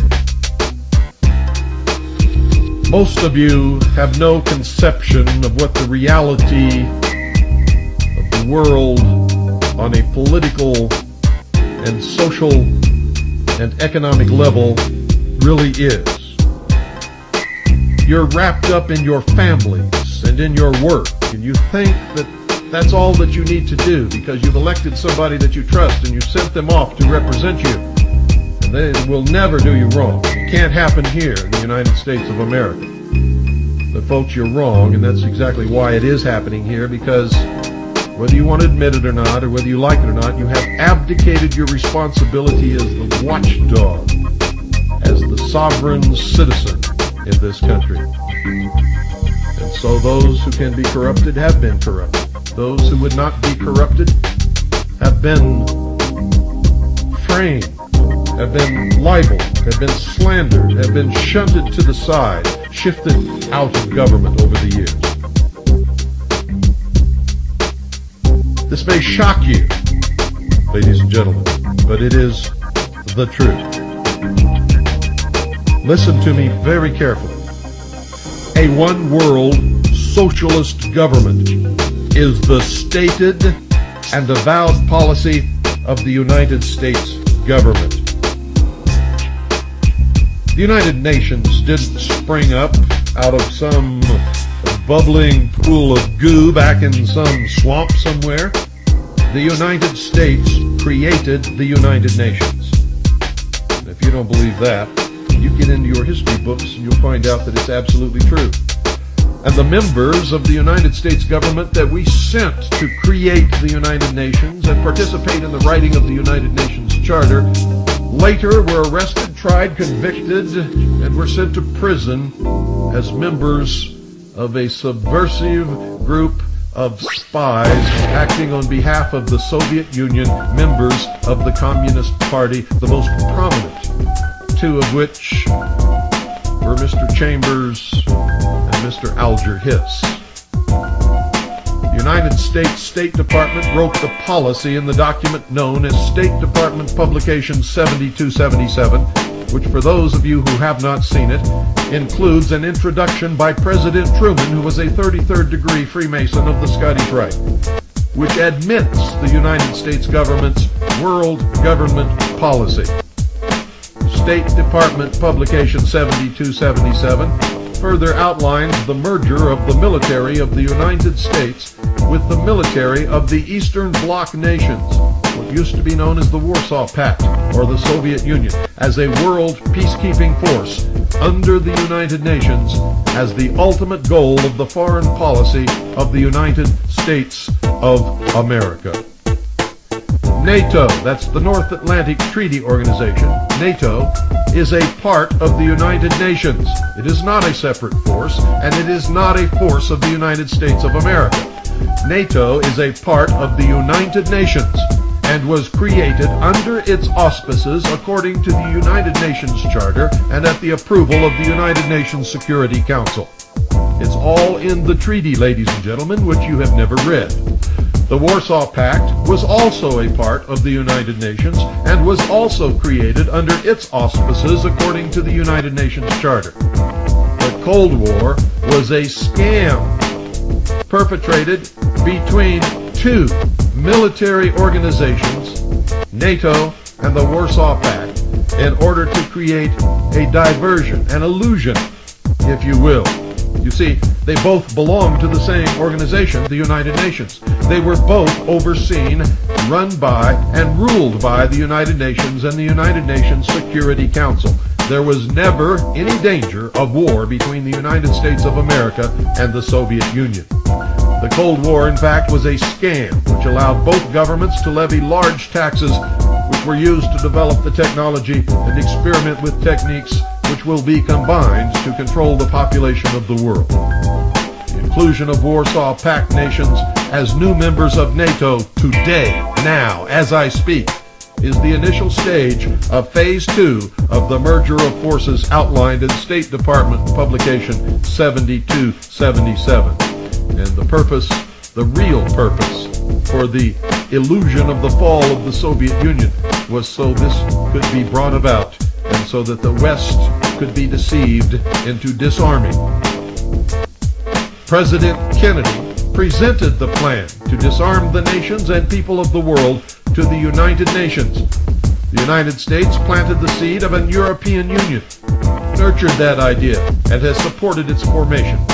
When the leader of the USSR banged his shoe on his desk at the United Nations and screamed, quote, "We do not have to invade the United States, we will destroy you from within," end quote, he was absolutely correct.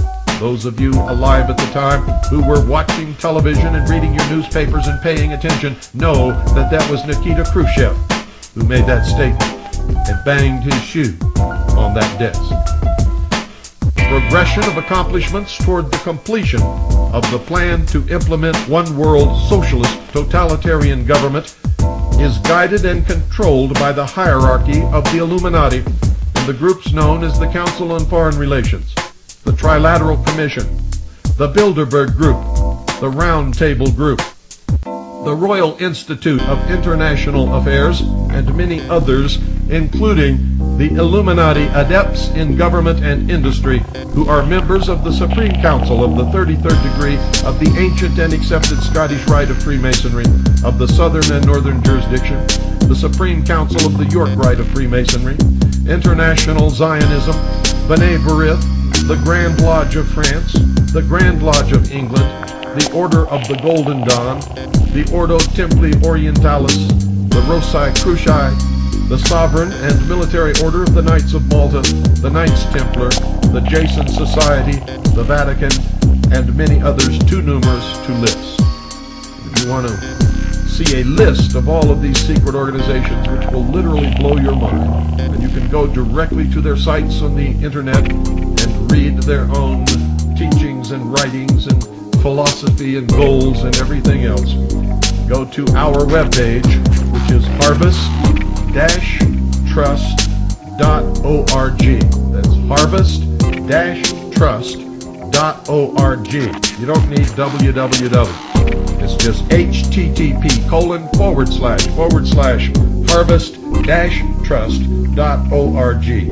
Click on the occult link on our homepage, and when you're finished there, click on the Secret Societies link in the occult page, and you will see that these organizations are so numerous, it will absolutely amaze you, especially those of you who have always thought that these secret societies were some kind of popular myth and they don't really exist and they don't really do these things.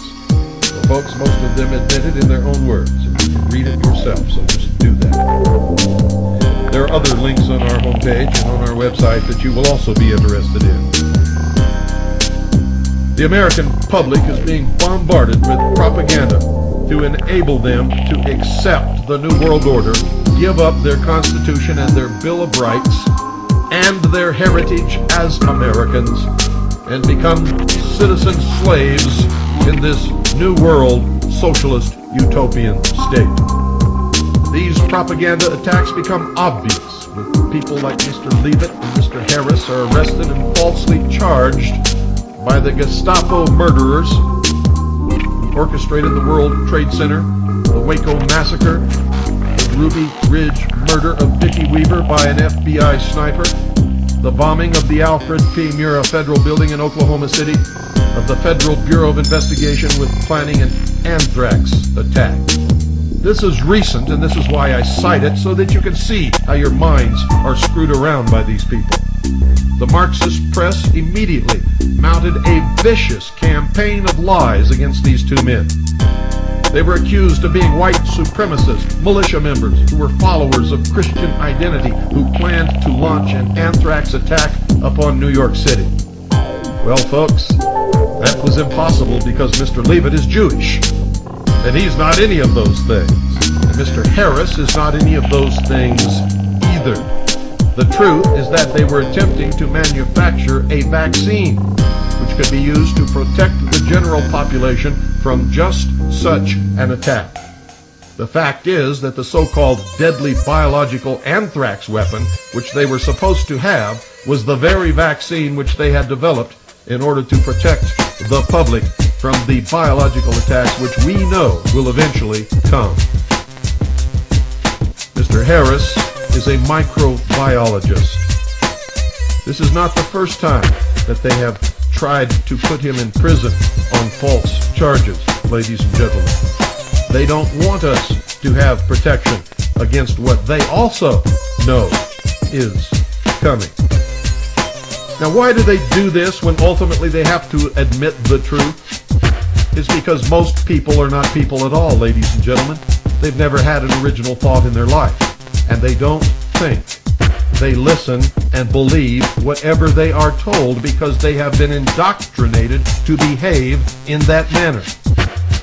So when it was eventually announced that these men had to be released because what they were carrying was in fact not a deadly anthrax germ, and not that they were going to kill people with it, but that it was a harmless vaccine, when they finally had to admit that, ladies and gentlemen, nobody listened to that. The only thing that most of the sheeple in this country and around the world will remember is that two men were arrested in Las Vegas with a deadly anthrax germ, a biological weapon with which they were going to attack and kill hundreds, maybe thousands, maybe even tens of thousands of people. It was all a lie, and this happens all the time, ladies and gentlemen.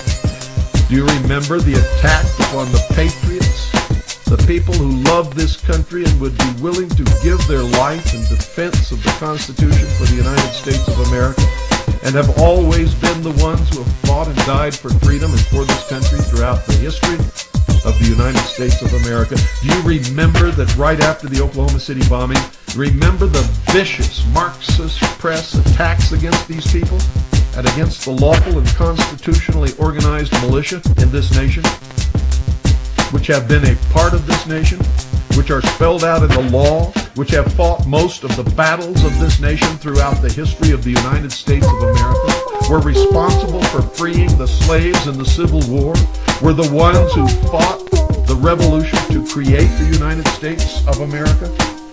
Do you know why these people are being attacked, ladies and gentlemen, even though eventually the Federal Bureau of Investigation admitted in a press conference that patriots and militia members were not involved in the bombing of the Alfred P. Murrah Federal Building in Oklahoma City? Most of you still think that they were, and the press still tries to hammer that in to make you believe it. Just last Sunday, ladies and gentlemen, on CNN, they did a special, ladies and gentlemen, about a man in Utah who would not stop for a police officer. A man who has a long history of being a Nazi, a real Nazi. and of making statements that he would love to kill the FBI and all kinds of other things.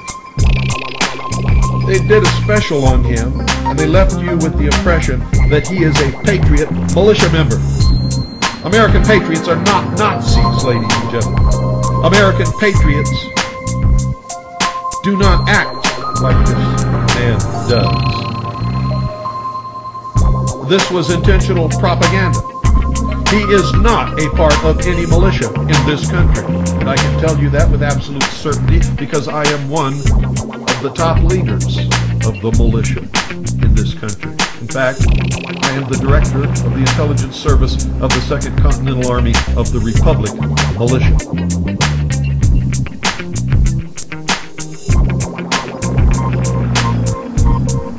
Marxist press and the communist news networks are constantly bombarding the American people with lies and propaganda in order to demonize real Americans, to demonize American patriots, to demonize the American militia, so that you're all eventually afraid to support the causes and the principles and ideals that you were taught to support as a child growing up, that you know is the right thing to do, but now has become politically incorrect. Why? Because the United States of America is scheduled to disappear into one of the 10 regions of the New World Order. The Constitution will become a dim memory in the minds of all of us. The new history books will make no mention of liberty or freedom. Our constitutions, our bills of rights, our creators, even the word God will disappear.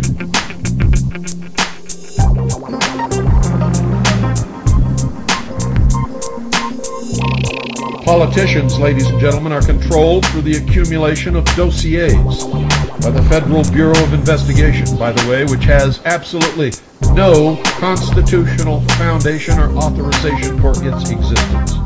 The Internal Revenue Service, which is a legal fiction, which does not exist as an agency of the United States government or as an agency of the Department of the Treasury.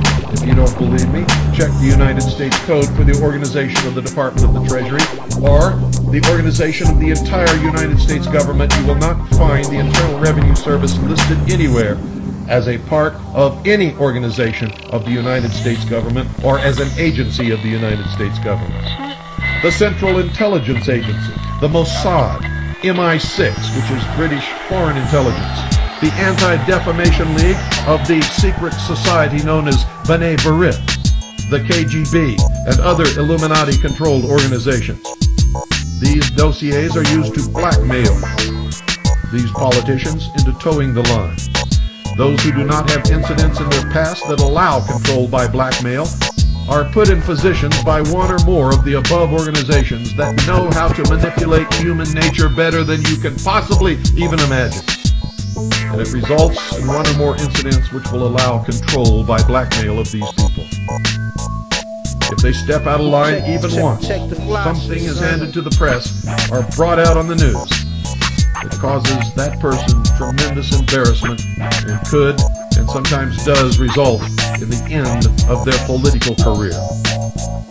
The Las Vegas brothel, run by Robert Lazar, was found to have video cameras throughout and was used for the collection of information with which to blackmail politicians, military personnel, and anyone else who needed to be controlled by the Illuminati.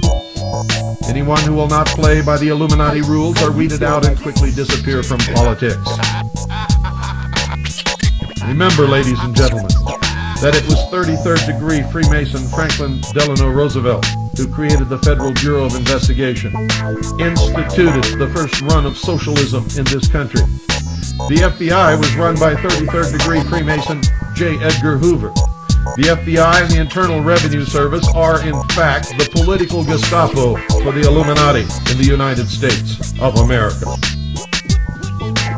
The end result of all of this will be the destruction of the sovereignty, Constitution of the United States of America and the formation of a world totalitarian socialist government.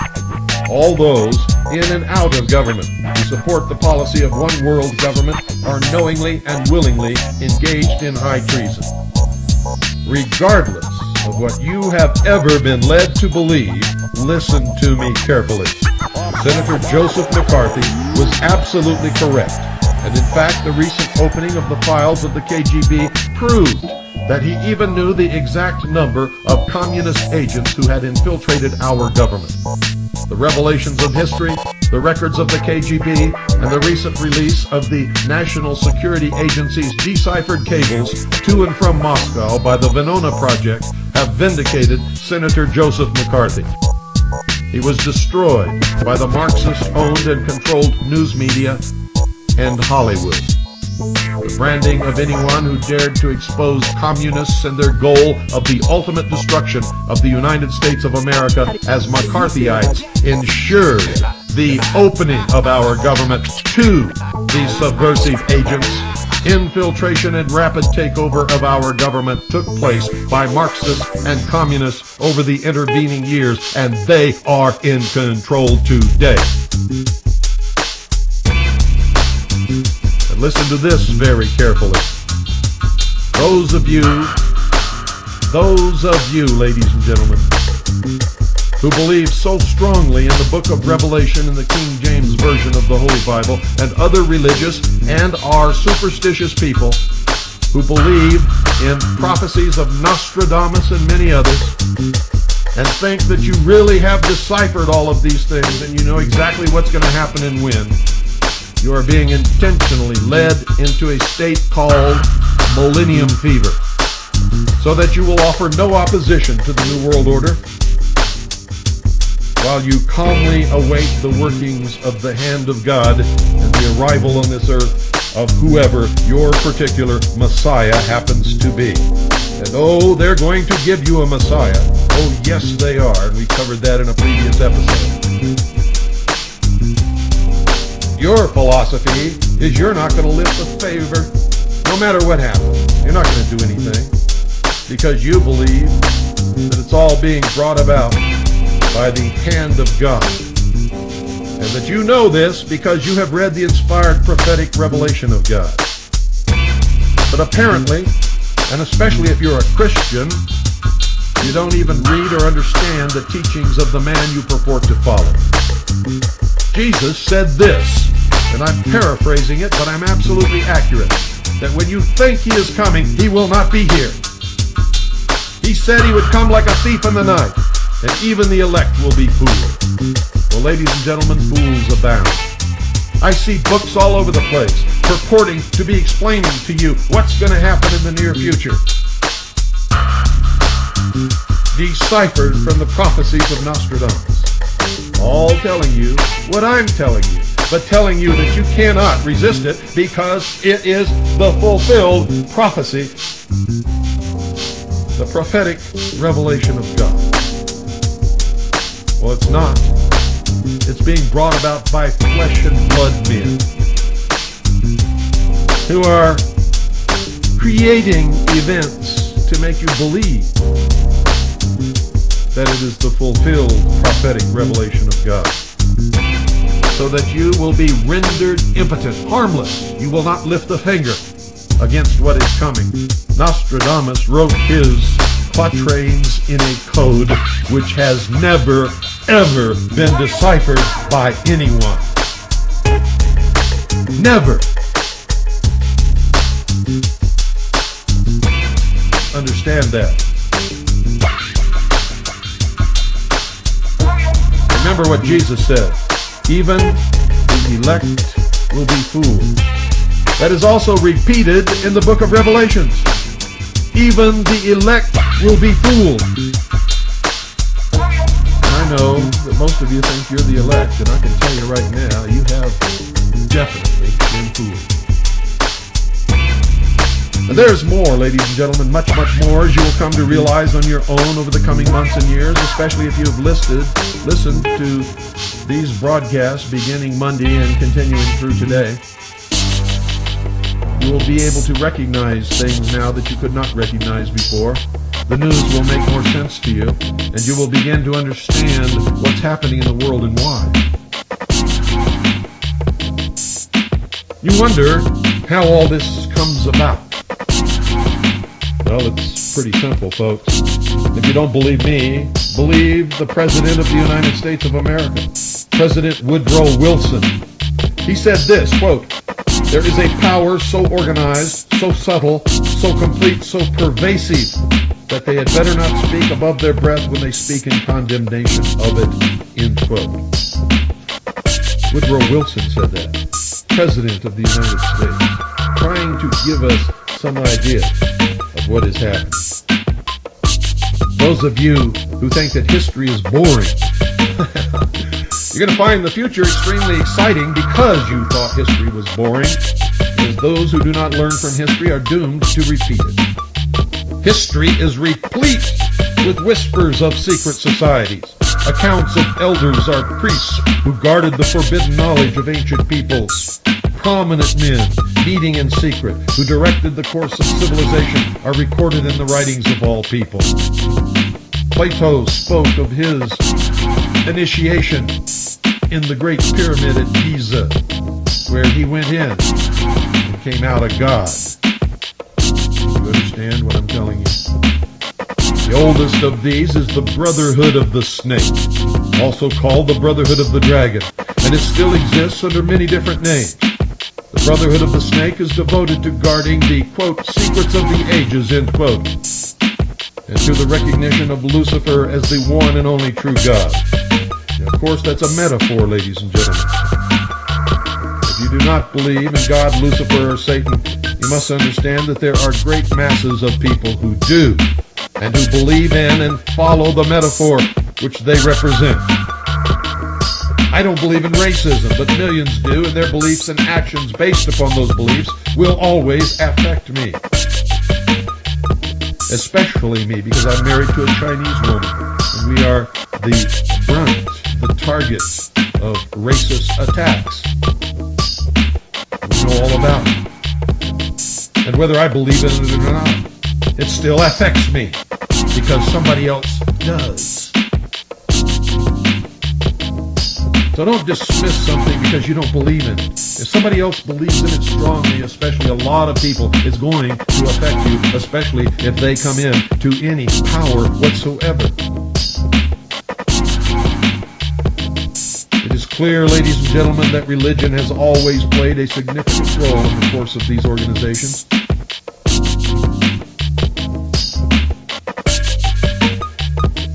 The secrets of these groups, they say, are thought to be so profound that only a chosen, well-educated few are able to understand and use them. These men use their special knowledge for the benefit of mankind. At least that is what they claim. But if you follow their machinations throughout the history of the world, you'll find that death and destruction follows their manipulation of the human race. I can find no benefit.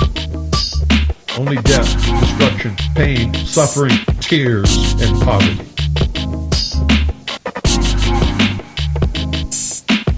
And how can we take their word for anything, since their knowledge and actions are secret? Fortunately, folks, due to people who diligently research and dig, people like me and many others, some of it has become public knowledge. I found it intriguing that in most, if not all, primitive tribal societies, all of the adults are members of secret societies. They are usually separated into male and female groups.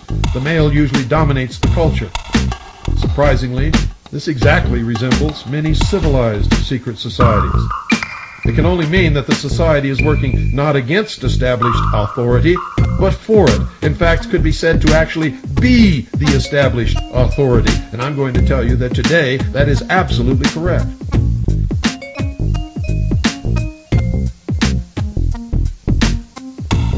This would tend to cause some to remove the validity of any argument that all secret associations are dedicated to the destruction of properly constituted authority. This can only apply, of course, where the secret society makes up the majority or entirety of any people which it affects, but only a very few fall into this category. It does not apply to us. Secret societies, ladies and gentlemen, in fact mirror many facets of ordinary life. There is always an exclusivity of membership, with the resultant importance attached to being or becoming a member. Remember high school? Remember the popular clique? This is found in all human endeavors, even those which are not secret, such as football teams or country clubs. This exclusivity of membership is actually, ladies and gentlemen, one of the secret society's most powerful weapons. There is the use of signs, passwords, and other tools. These have always performed valuable functions in man's organizations everywhere. The stated reason, almost always different from the real reason for the society's existence, is important. It can be anything, but is usually fraternal and is found in all pressure groups wherever people congregate. Members of the clique or the brotherhood receive special favor. They receive contracts when others do not. They win legal battles in courts of law, sometimes apparently for no lawful reason. The comradeship is especially important. Sharing hardships or secrets has always been a special thrill to man. It's why gossip spreads throughout a neighborhood or a community so quickly. No one who has ever undergone the rigors of a military boot camp is ever likely to forget the special feeling of belonging and comradeship that was shared between the victims of the drill sergeant or company commander. It is an emotion born of initiation. The most potent tool of any secret society is the ritual and myth surrounding initiation. It is also a teaching tool, but only for those who can decipher the specific meaning of the symbols involved in the rituals. These special binding ceremonies have very deep meaning and cause a long-lasting bond between the participants. Initiation performs several functions which make up the heart and soul of any true secret society. Like a military boot camp, the initiation into the armed forces, important aspects of human thought that are universally compelling are merged to train and maintain the efforts of a group of people to operate in a certain specific direction. Initiation bonds the members together in mysticism. Neophytes gain knowledge of a secret, giving them special status, they think. The ancient meaning of neophyte is planted anew or reborn.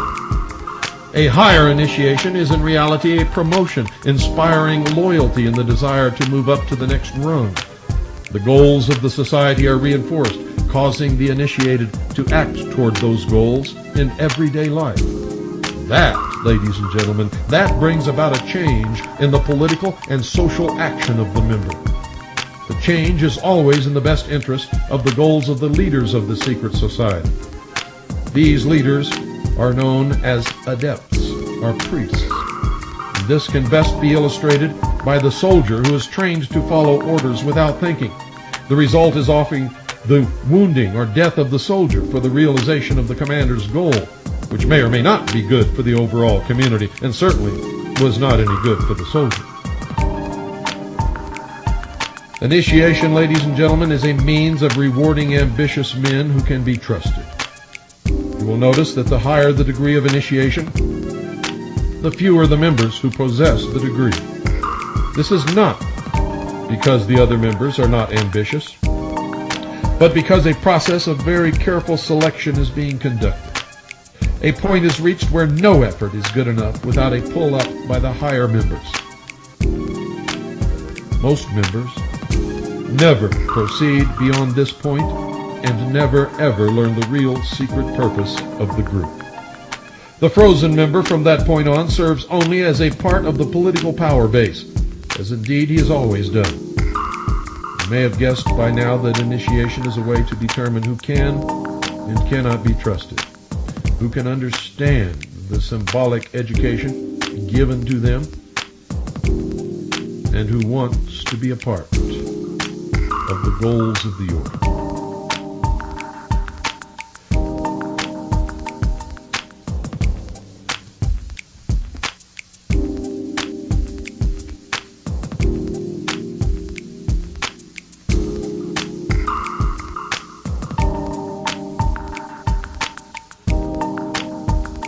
The mystery is that religion is but a tool to control the masses.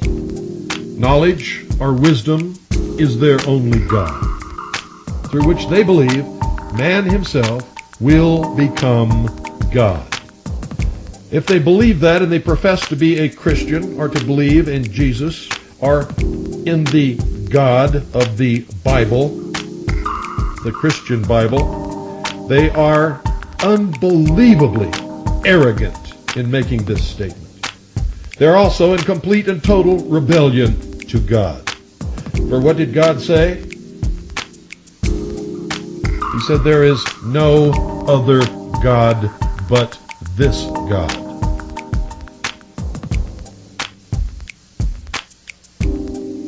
You'd better read your Bible if you're a Christian and you believe that someday you're going to become a God. If you're a member of these secret societies and you profess to be a Christian, you cannot be both, because one is a lie and the other is the truth.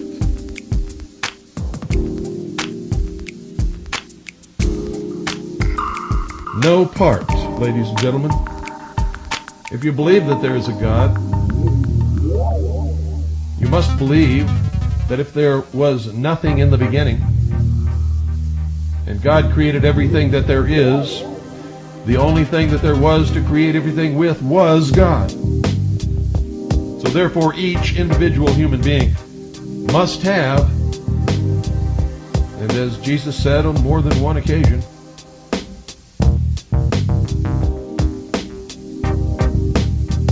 a part of that divine substance within. That has to be the case if you believe that in the beginning there was nothing except God, and He created everything from what there was, which is Himself. But understand this, no part can ever be equal to or greater than the whole. No small portion can ever stand up to be equal to or to be God. Understand that. And I don't care who you are, if you really believe that you're going to become God as man, according to the philosophy, the Luciferian philosophy of the mystery schools, you have deluded yourself. You have been deluded. And someday you're going to understand just exactly how much you've been deluded. Shirley MacLaine ran along the beach, shouting into the wind, "I am God." Ladies and gentlemen, Shirley MacLaine gets up in the morning just like every other woman on this earth. She looks in the mirror and she says, "Another wrinkle! Oh no!" And she cakes her face with makeup to hide it all because she's getting older. She cannot create a universe, never will create a universe. She's going to grow old and she's going to die. In the meantime, she has to pay her rent and her bills, and she has to make enough money to make sure that she can. She has to get along with her neighbors and with society as a whole. She may have fooled herself, or somebody else may have fooled her. But I have not been fooled. Shirley MacLaine is not God. And neither are you, and neither am I. And not a single person listening to this broadcast or out of earshot of this broadcast, not one human being is ever going to be God. Period. End of subject. It is the height of insolence and arrogance to even consider that such a thing could happen.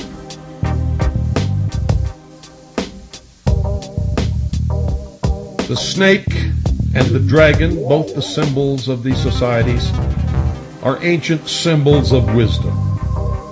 Lucifer is nothing but the personification of the symbol, the metaphor, so to speak. In the Bible, it was Lucifer who tempted Eve to entice Adam to eat of the tree, or the fruit of the tree of knowledge, and thus free man from the bonds of ignorance according to their belief. Now remember, the worship, which is a lot different from study of knowledge, science, or technology, is Satanism in its purest form. And its god is Lucifer. Its secret symbol is the all-seeing eye in the pyramid.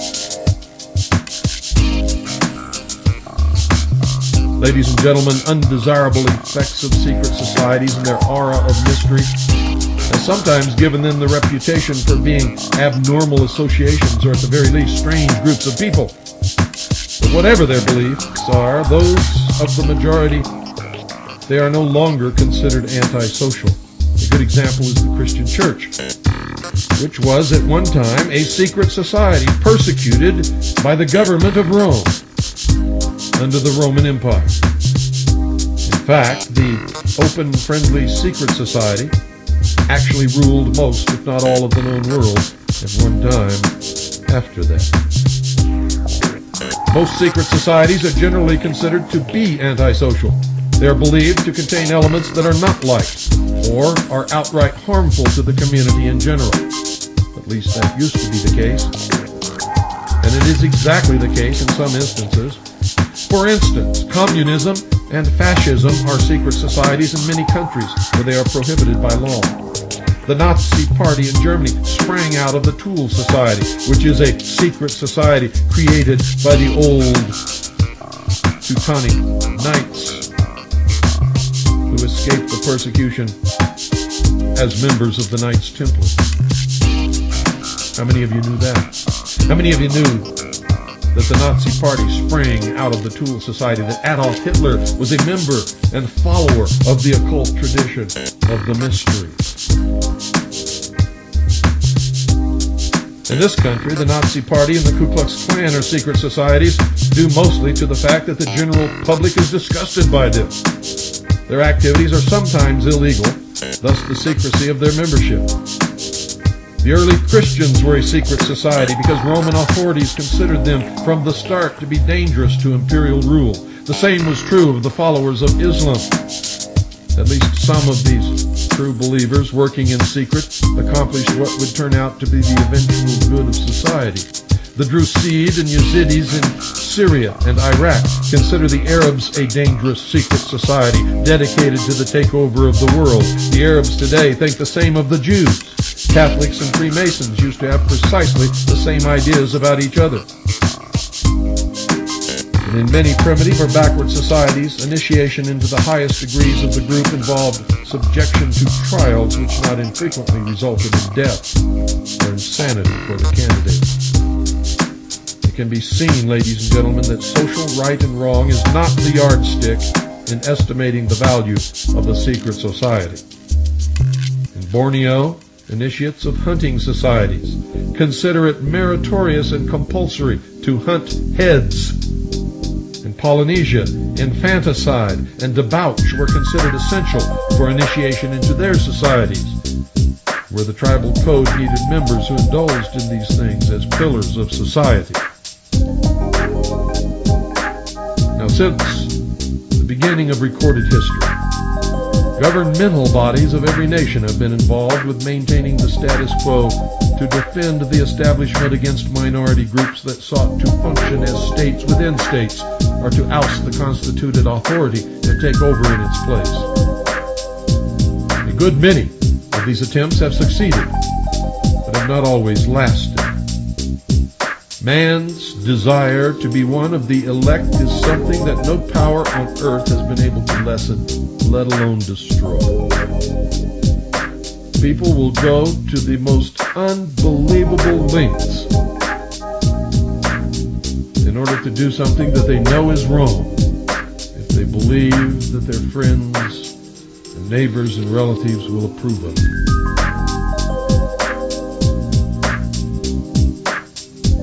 It is one of the secrets of secret societies.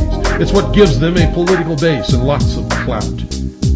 Members often vote the same and give each other preference in daily business, legal, and social activities. It is the deepest desire of many to be able to say, I belong to the elect. I am God.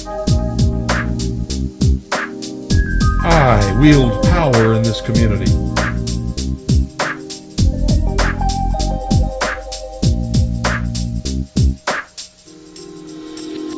The most important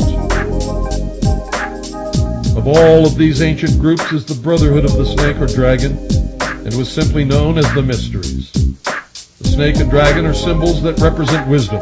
The father of wisdom is Lucifer, also called the Light Bearer. The focus of worship for the Mysteries was Osiris, another name of Lucifer. Osiris was the name of a bright star that the ancients believed had been cast down onto the earth. The literal meaning of Lucifer is bringer of light, or the morning star. After Osiris was gone from the sky, the ancients saw the sun as the representation of Osiris, or more correctly, Lucifer. Osiris was represented by the sun. That's a quote from Albert Pike. Isaiah 14, verse 12, How art thou fallen from heaven, O Lucifer? Fred Gidding, Symbolism in Occult Art, said, It is claimed that after Lucifer fell from heaven, he brought with him the power of thinking as a gift for mankind. Most of the greatest minds that ever lived were initiated into the Society of Mysteries by secret and dangerous rites, some of which were very cruel. Some of the most famous were known as Osiris, Isis, Sabazius, Cybele, and Eleusis. Plato was one of these initiates, and he describes some of the mysteries in his writings. Plato's initiation encompassed 3 days of entombment in the Great Pyramid. None of the Great Pyramids were ever tombs, ladies and gentlemen. They were always, from the beginning, temples of initiation. Plato's initiation encompassed 3 days of entombment in the Great Pyramid, during which time he died symbolically, was reborn, and was given secrets that he was to preserve. For the 3 days he lay in the sarcophagus, and that's the true purpose. Plato's writings are full of information on the mysteries. Manly P. Hall stated in his book, The Secret Teachings of All Ages, that, quote, the illumined of antiquity entered its pyramid of Giza portals as men. They came forth as gods, end quote. I say they came forth as men, deluded to believe that they were gods. The ancient Egyptian word for pyramid was kuti, which meant glorious light. Mr. Hall says also, quote, the pyramids of the great Egyptian temples of initiation, end quote.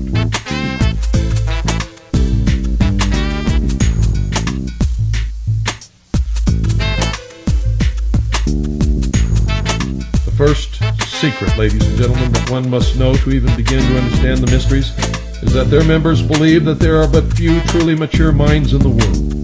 They believe that those minds belong exclusively to them. And so, they believe that all of the rest of us are nothing but stupid animals. To be shepherded, to be sheared, and if necessary, and when necessary, to be led to the slaughter. I hope that these last 3 hours have caused you to become illumined. Good night, ladies and gentlemen, and God bless each and every single one of you.